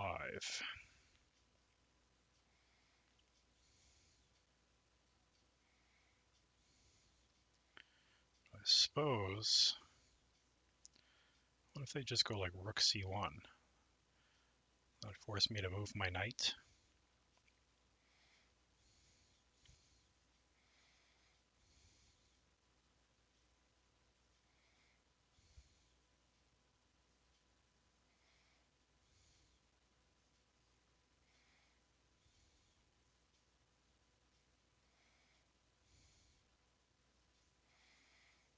Okay, what if I take here? They take.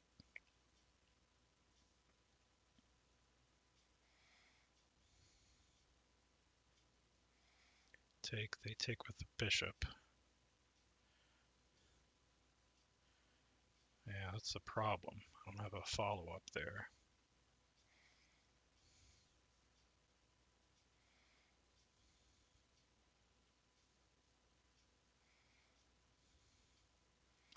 Take, take.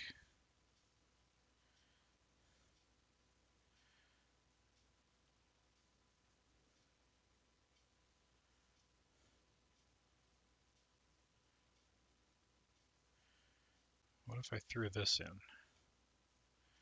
They take with the rook, then I could play d2. Therefore, the rook would have to stay off of the e file.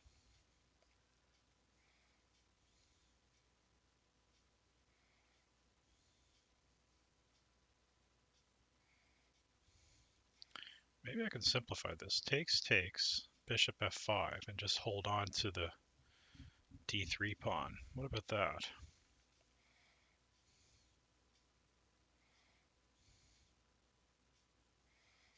Now there's bishop d5 again.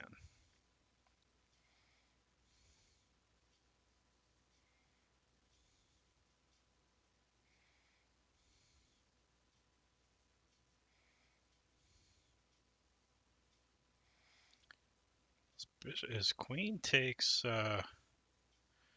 f4 possibility here? That's actually quite interesting.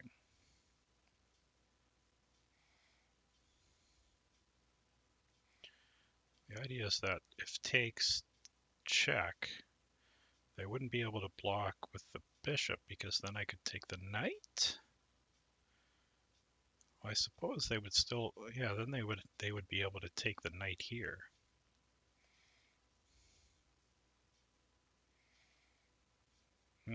So I guess that's not so good.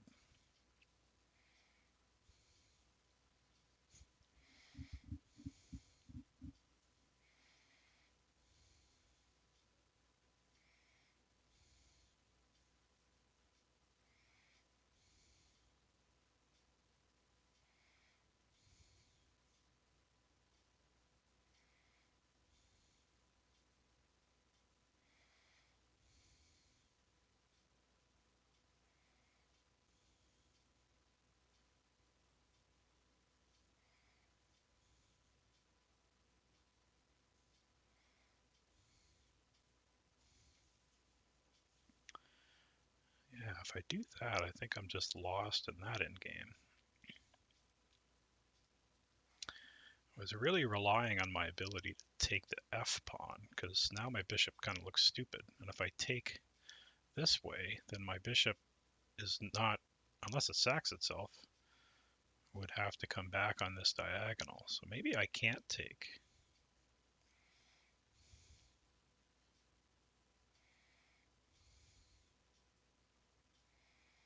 That was a good shot by my opponent.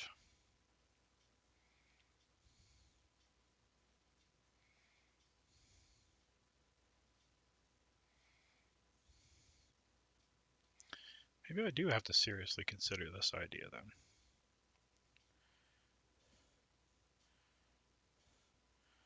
let's say they took with the bishop. I take here.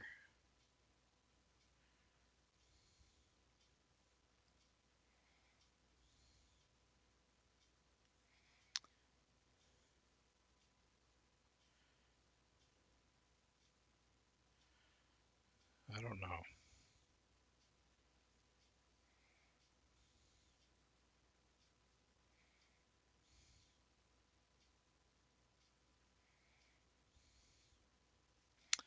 I'm noticing that c4 is unprotected. Can I take advantage of that somehow?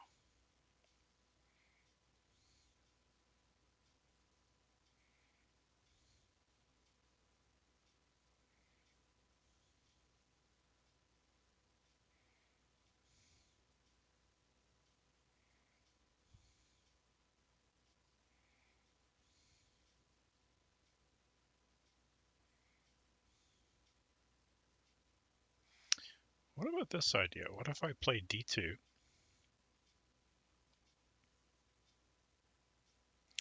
Oh, I thought that they would have to go to d1, but they might even be able to come up here.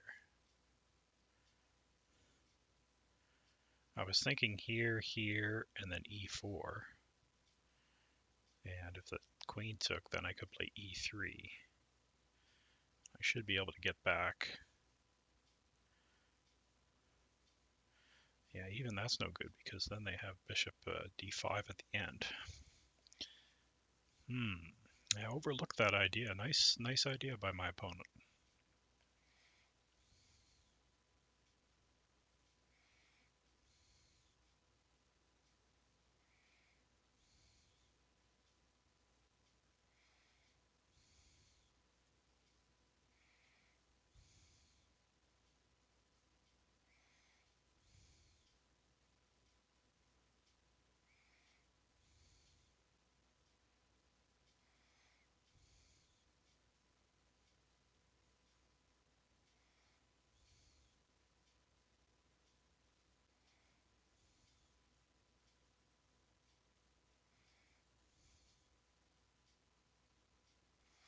Okay, yeah, I think I'm going to have to go this way.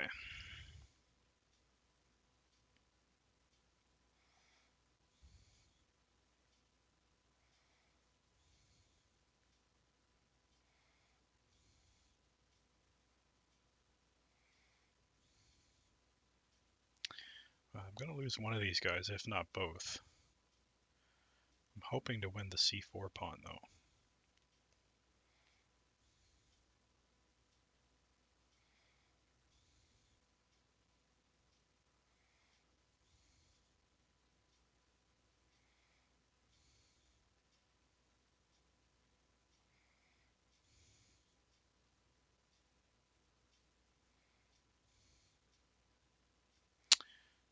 Queen takes c4 in this position. If I played queen takes c4, I didn't like rook c1.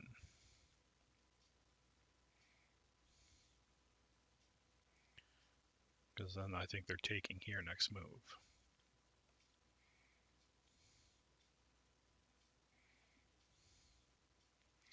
Okay, so they took on c7. Now, I'm wondering if I can play rook c8. And then if here...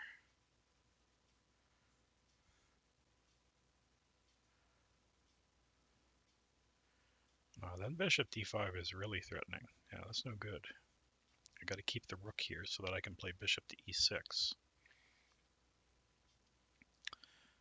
So let's go bishop e6 here.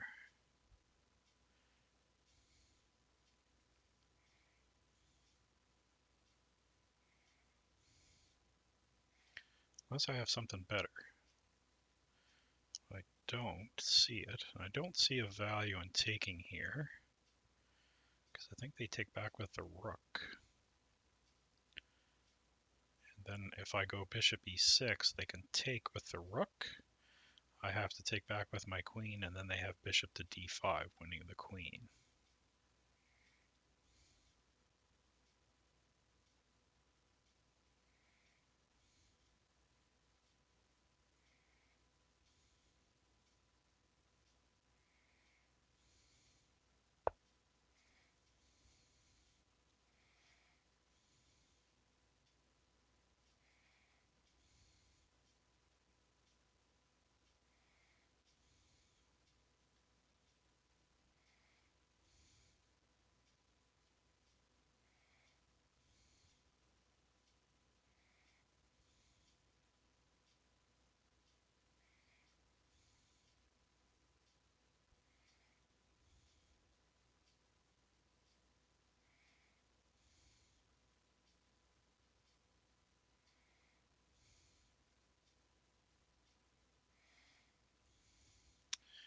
Maybe this is okay.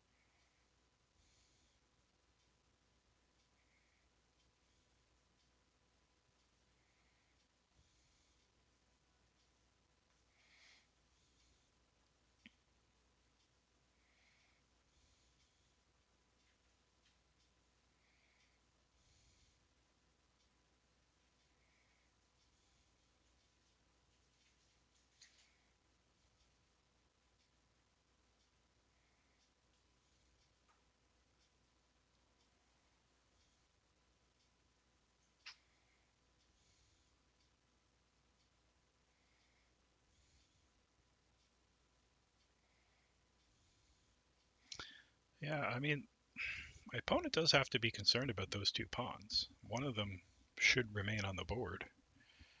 So I might be down a pawn at the end of this, but I will have an active passer.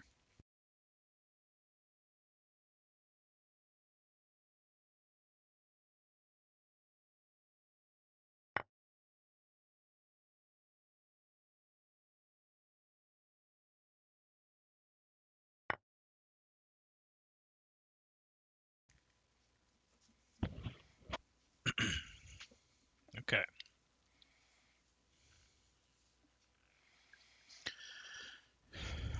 Now if they play bishop to d5, I'm thinking takes, takes, rook d8, and I should be able to scoop that pawn up.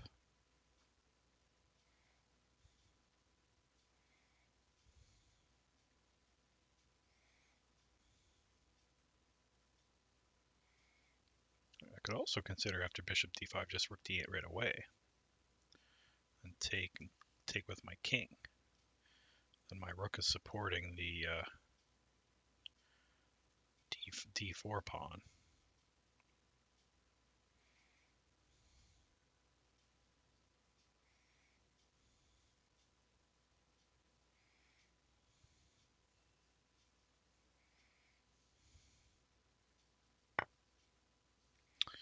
Okay, so they've taken the d4 pawn.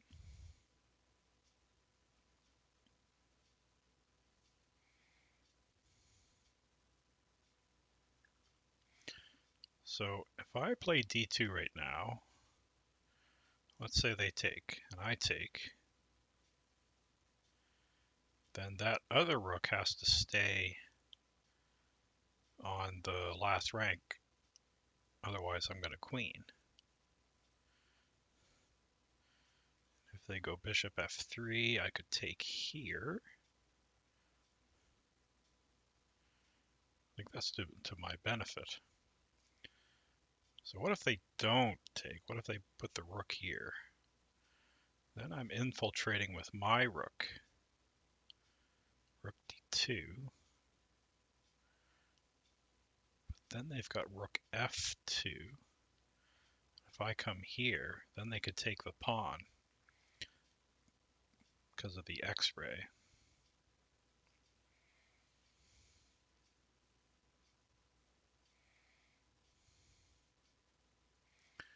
But what if instead of rook e2, I play bishop here?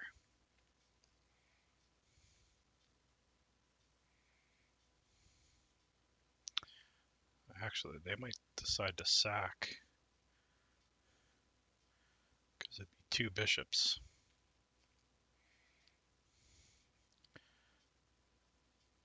Let's see if I take first, then play d2. Any benefit to that? No, because then they play rook here and I'm not holding on to that guy. What if I take here and then I play rook d8, hitting the bishop?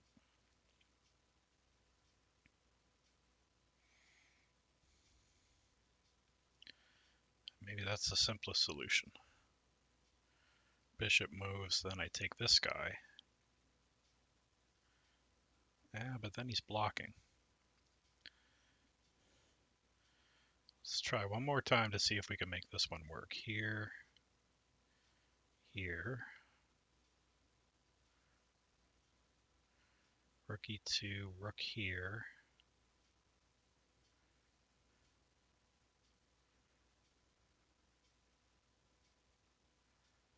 Yeah, I'm not seeing how I can make that work.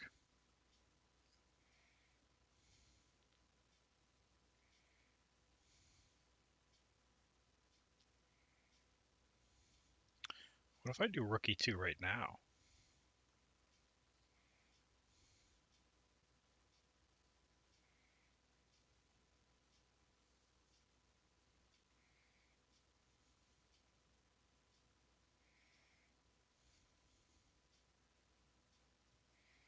And then take here.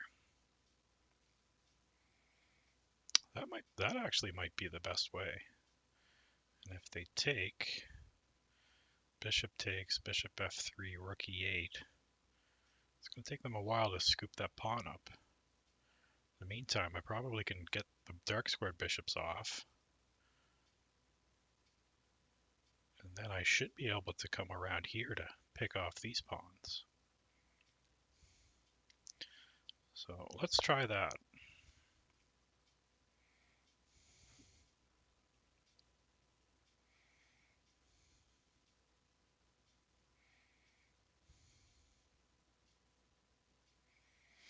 The other thing it does is it pins the bishop to the king, so bishop can't move.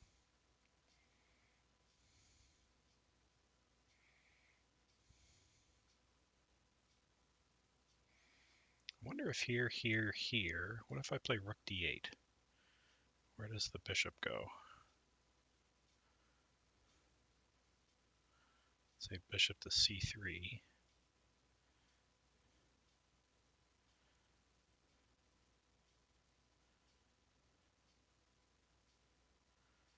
Yeah, I don't think there's any tricks for me there, is there?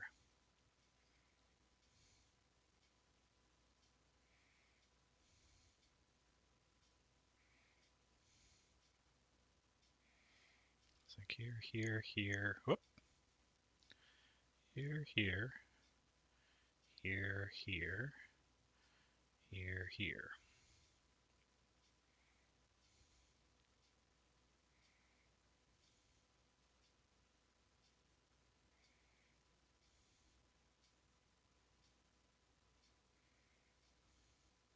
Actually, here, here, here, here, here, rook d8, bishop c3, rook down.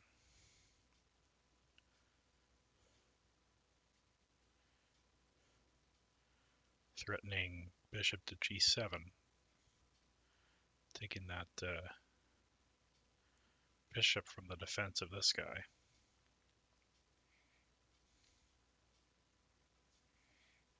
It's possible.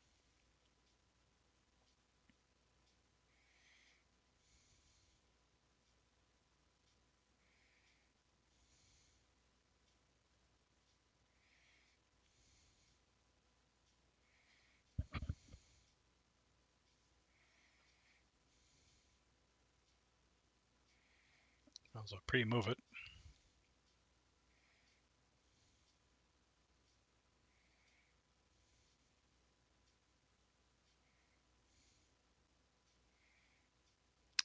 Hello, SD boy. Long time no see. Hit 1800 in puzzles. Good for you. That's awesome.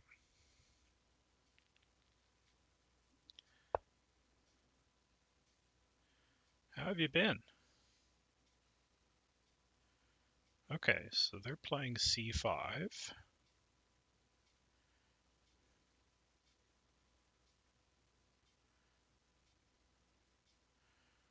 That feels like a mistake, though.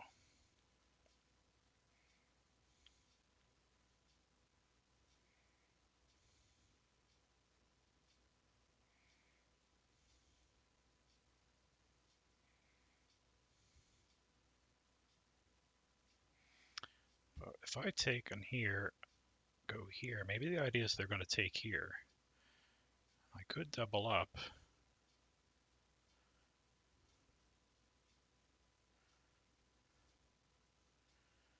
No, I should win that because I have bishop to d5. I think that's in my favor.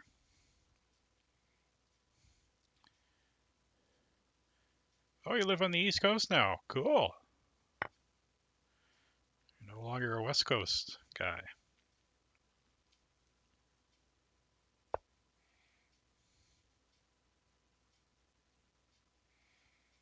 Now, they might want to play here so that it blocks my bishop, but unfortunately that's check. And if they take my rook, thinking that they want to play bishop c6, they don't have time to do that because I'm hitting the rook. So I think they got to go all in with this idea. But I don't think it's fast enough.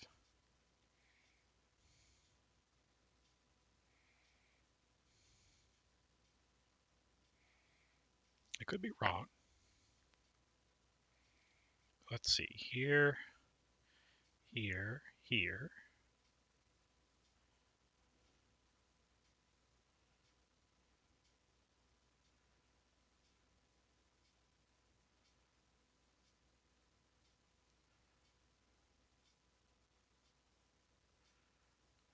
If they go b6, I've got bishop d5. They'd have to go rook g1 to protect the bishop, and then I've got d2, followed by d1.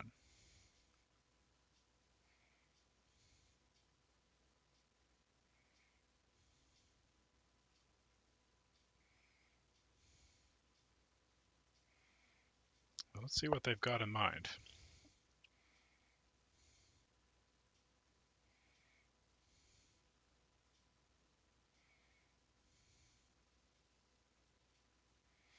Whereabouts on the East Coast are you?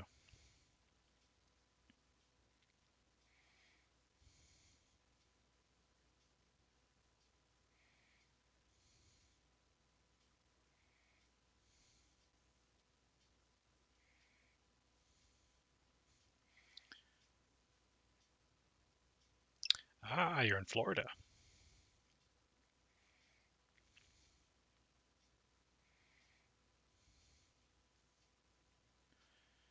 So you went from one warm climate to another warm climate.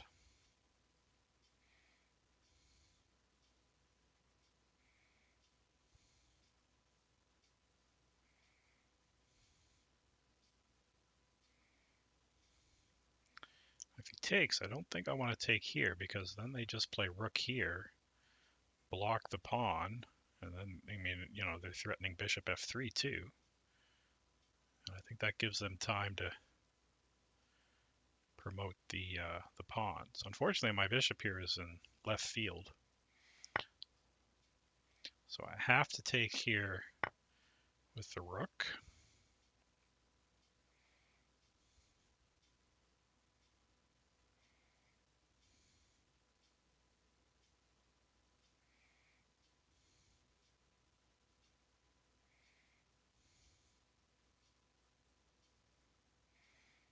So I'd like to play bishop to d5, threatening to take the bishop off.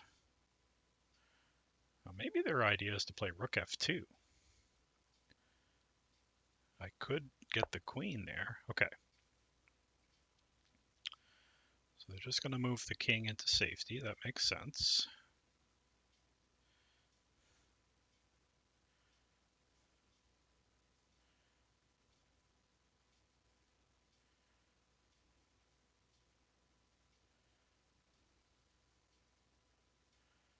So now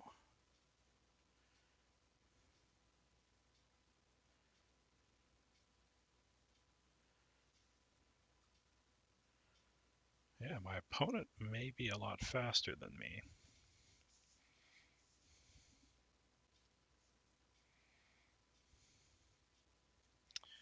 If I go after the a pawn, b6 takes b7, and they're queening next move, so that doesn't help.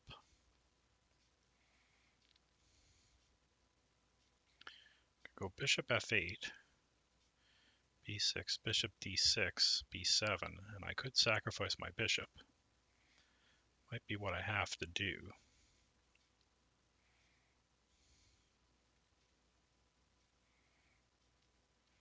So if I go d2, b6, and then rook e1,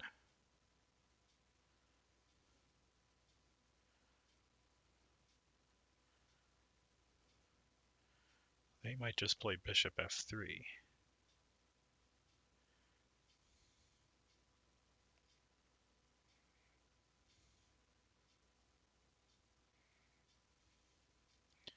Play bishop f8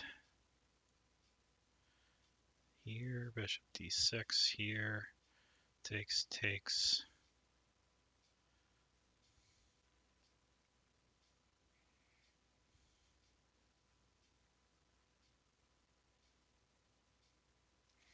Oh, wait a minute now. I've got bishop c4 there. Hold on, so d2, b6, rook e1, and the threat is just me queening. But they may just go ahead. And we could go takes, takes, I queen, they queen with check. I could play bishop to f8.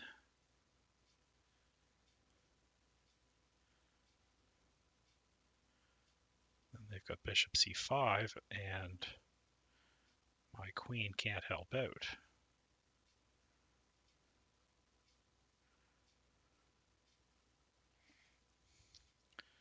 So here, here, here, here.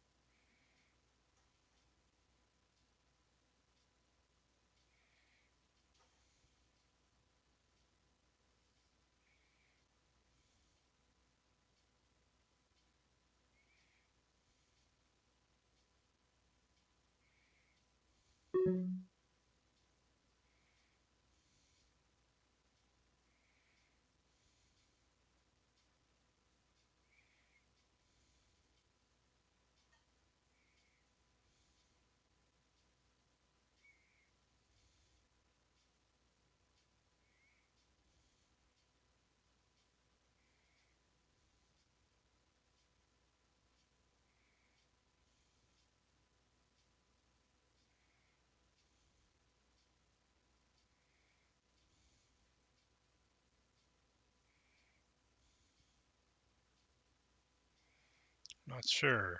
Can I go bishop f8? I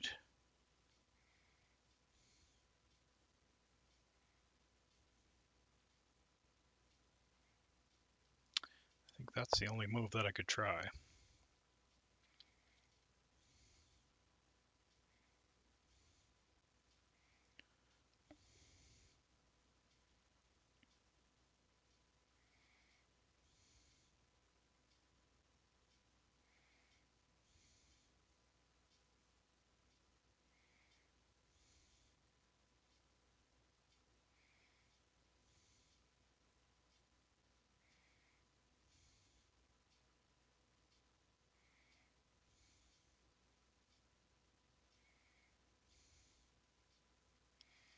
So I go b6.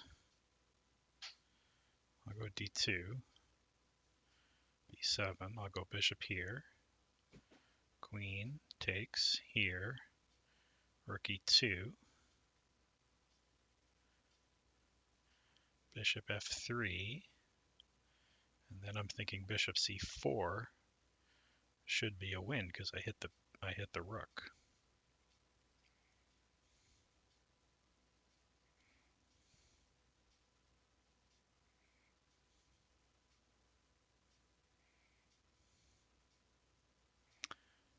Oh, song request. I didn't realize I had that set up. Maybe it's set up automatically.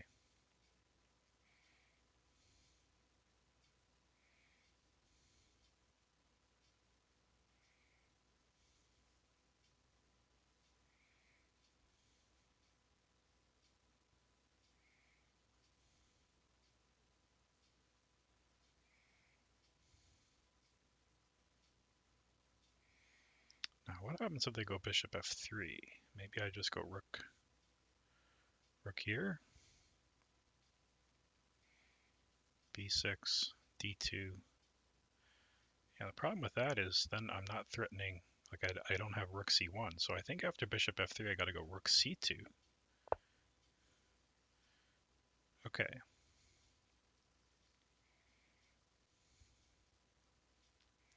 So what's happening here? Threat being there. Are they just gonna go bishop f1? That must be the idea.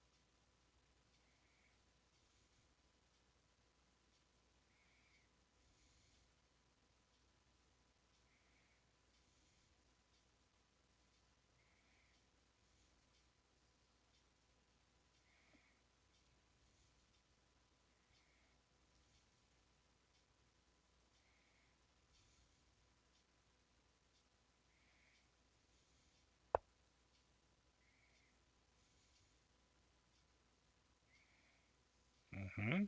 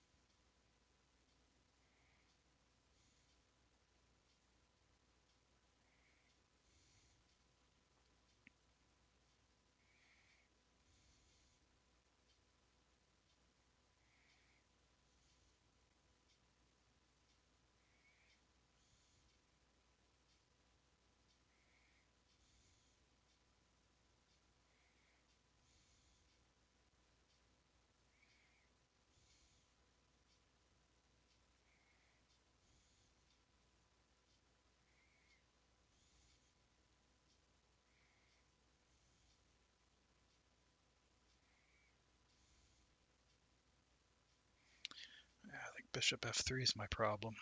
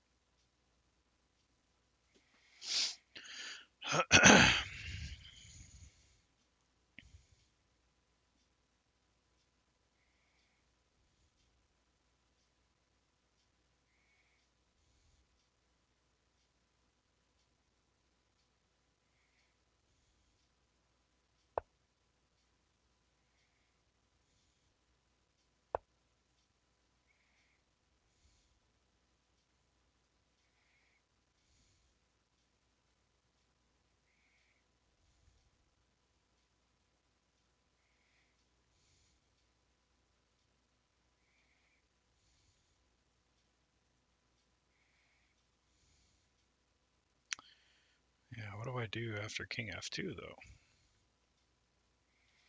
Bishop b4?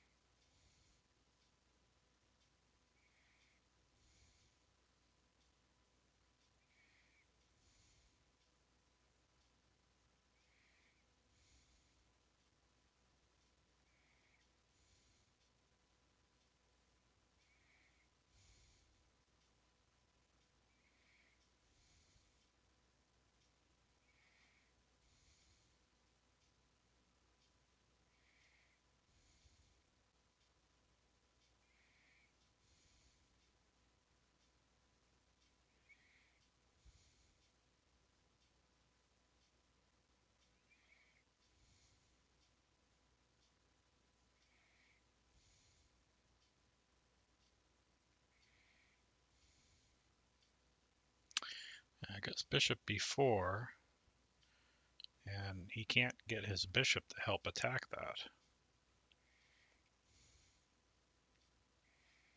The nice thing about bishop b4 is that it stops this move too. So I might have time to bring my king over, actually.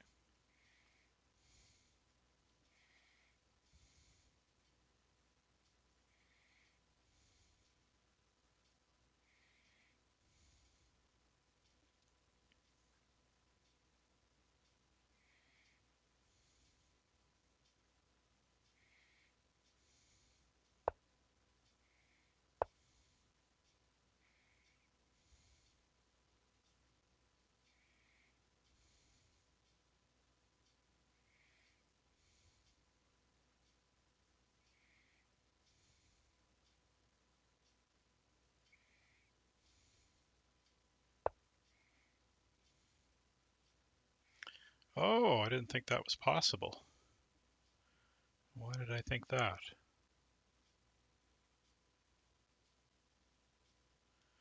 So what if I go bishop b3 now?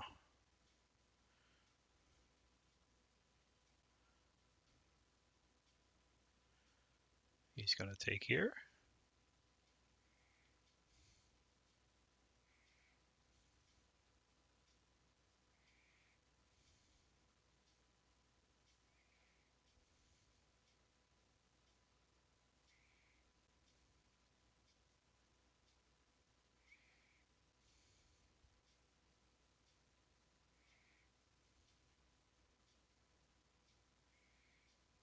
Okay, let's see.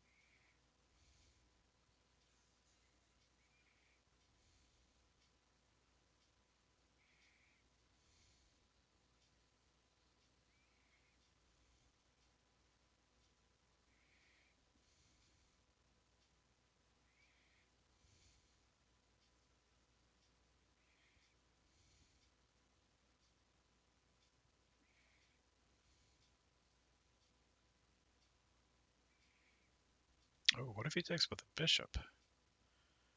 What am I doing there?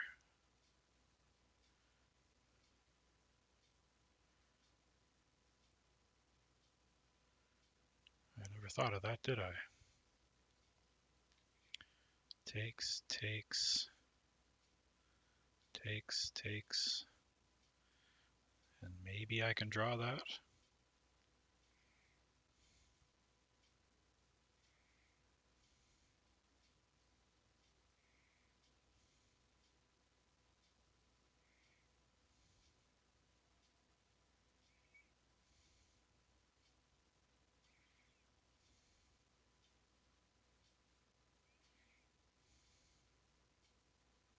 Hmm.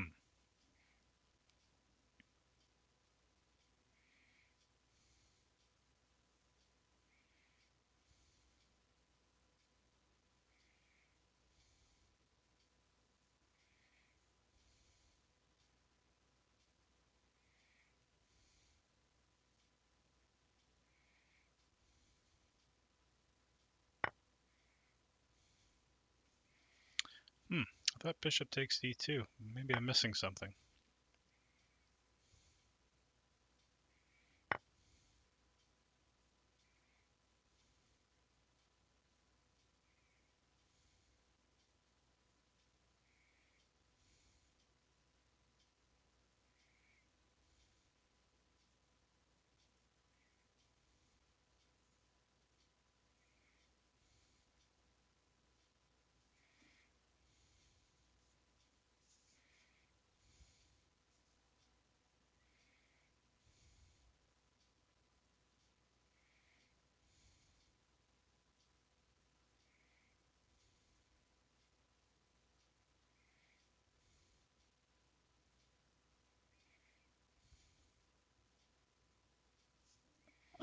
Hmm.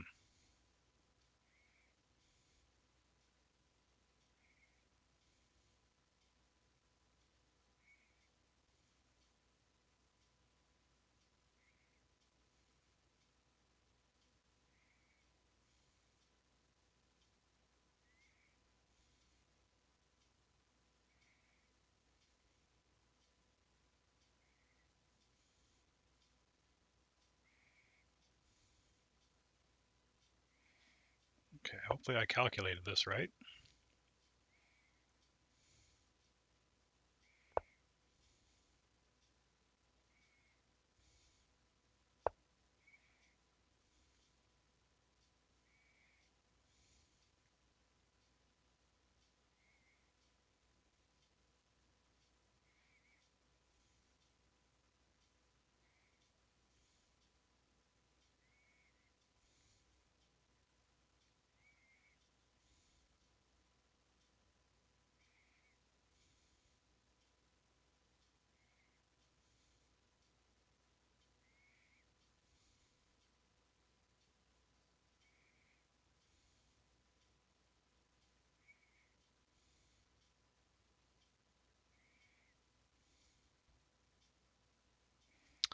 He could play bishop e2 here.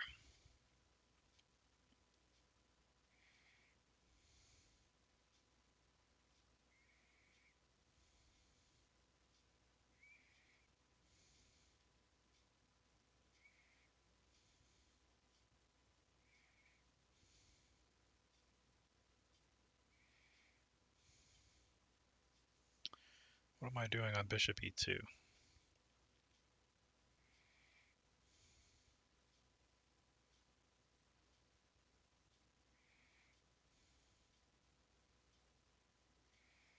I'll probably have to go bishop e4.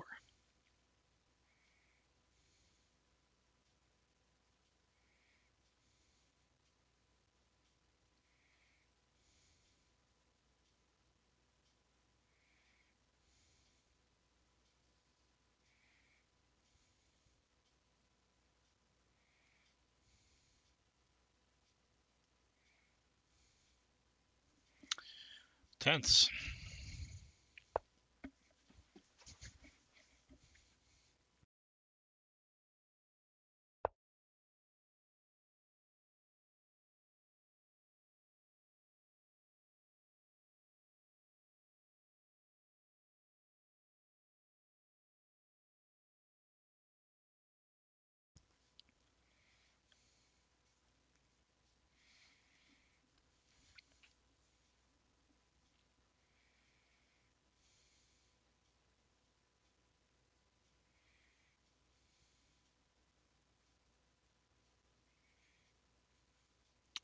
Maybe it's a perpetual if I go back to c4.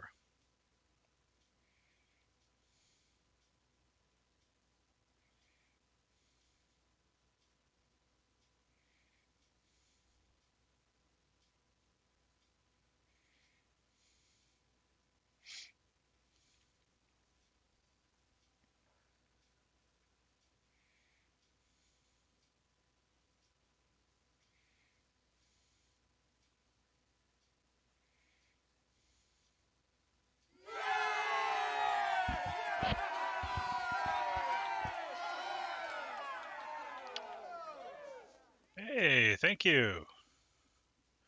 Thank you for the subscription. Appreciate that.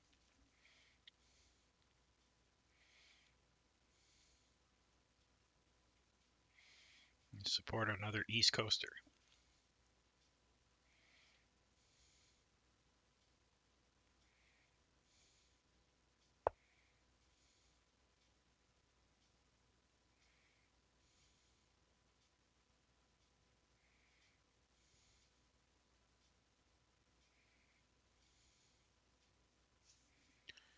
Okay.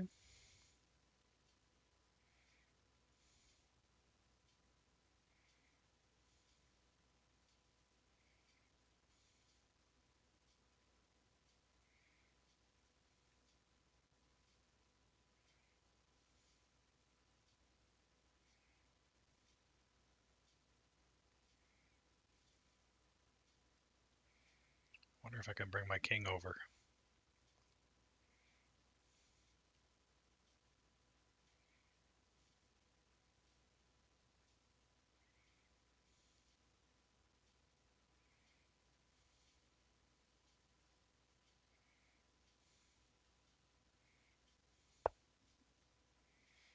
Yep, still in Canada.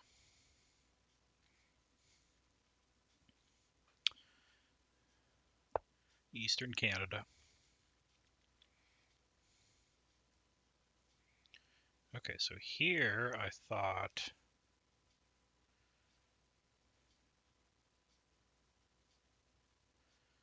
I could bring the king closer.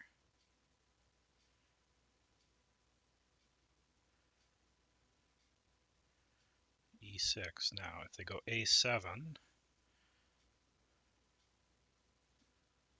think I'm okay. If they go B7, I should be able to play rook B1. All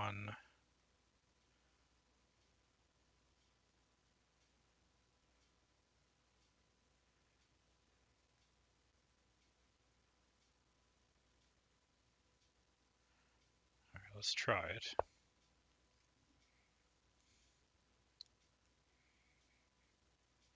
All right, well, it's good seeing you again, SD boy. You're going to have to change your username to FLA boy.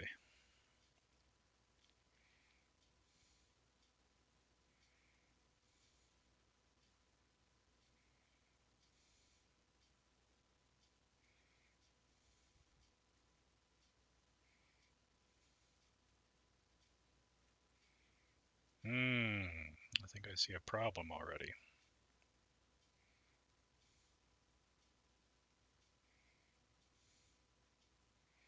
This is the only move I could play.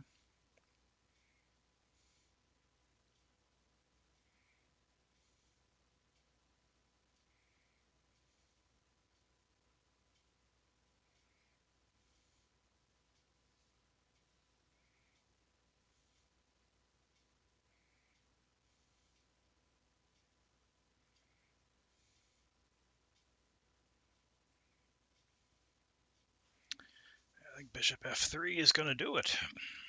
I don't know what to do on bishop F3.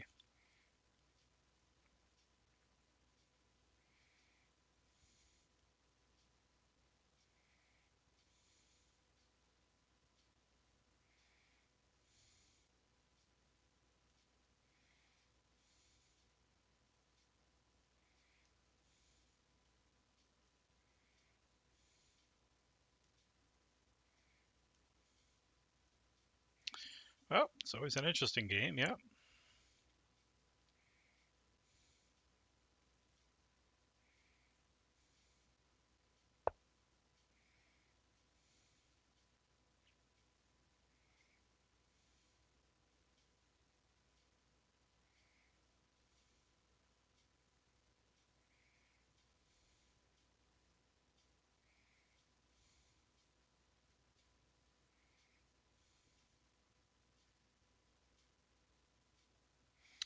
All right, nicely done to my opponent. So we're just going to look really quick because I do have to get going. But was I ahead at any time?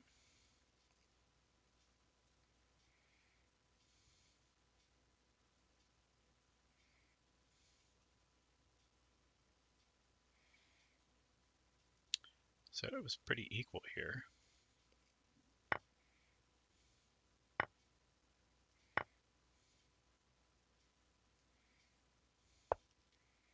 Yeah, it's equal here. So where did I go wrong? Rook E2, that was fine.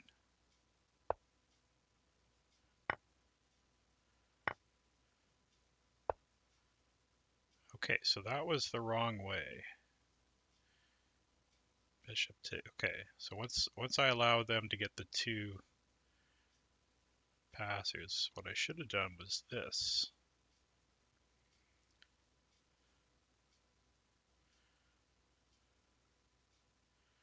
Or is it changing its opinion already?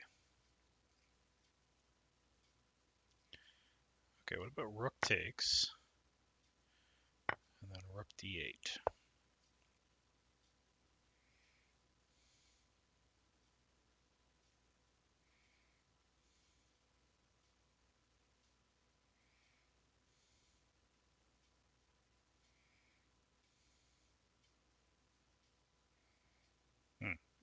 Yeah, I'm not really sure where I went wrong there.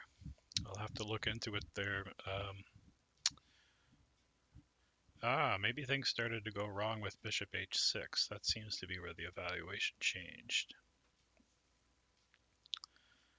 So it was okay with my e5, but did not like my bishop h6.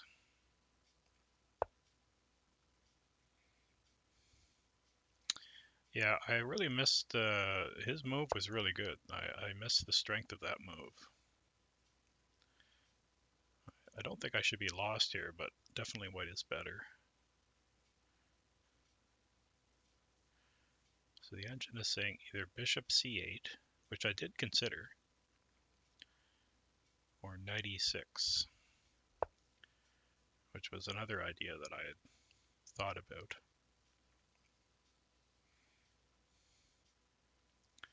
Right, but I rejected it for the exact reason that the engine is giving. Bishop d5 here. But I guess after king h8, I'll be able to break the pin. Yeah, that's what I should have done.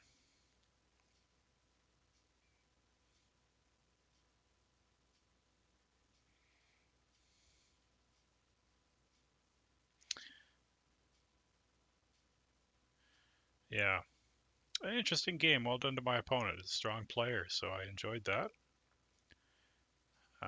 That seems to be the culprit.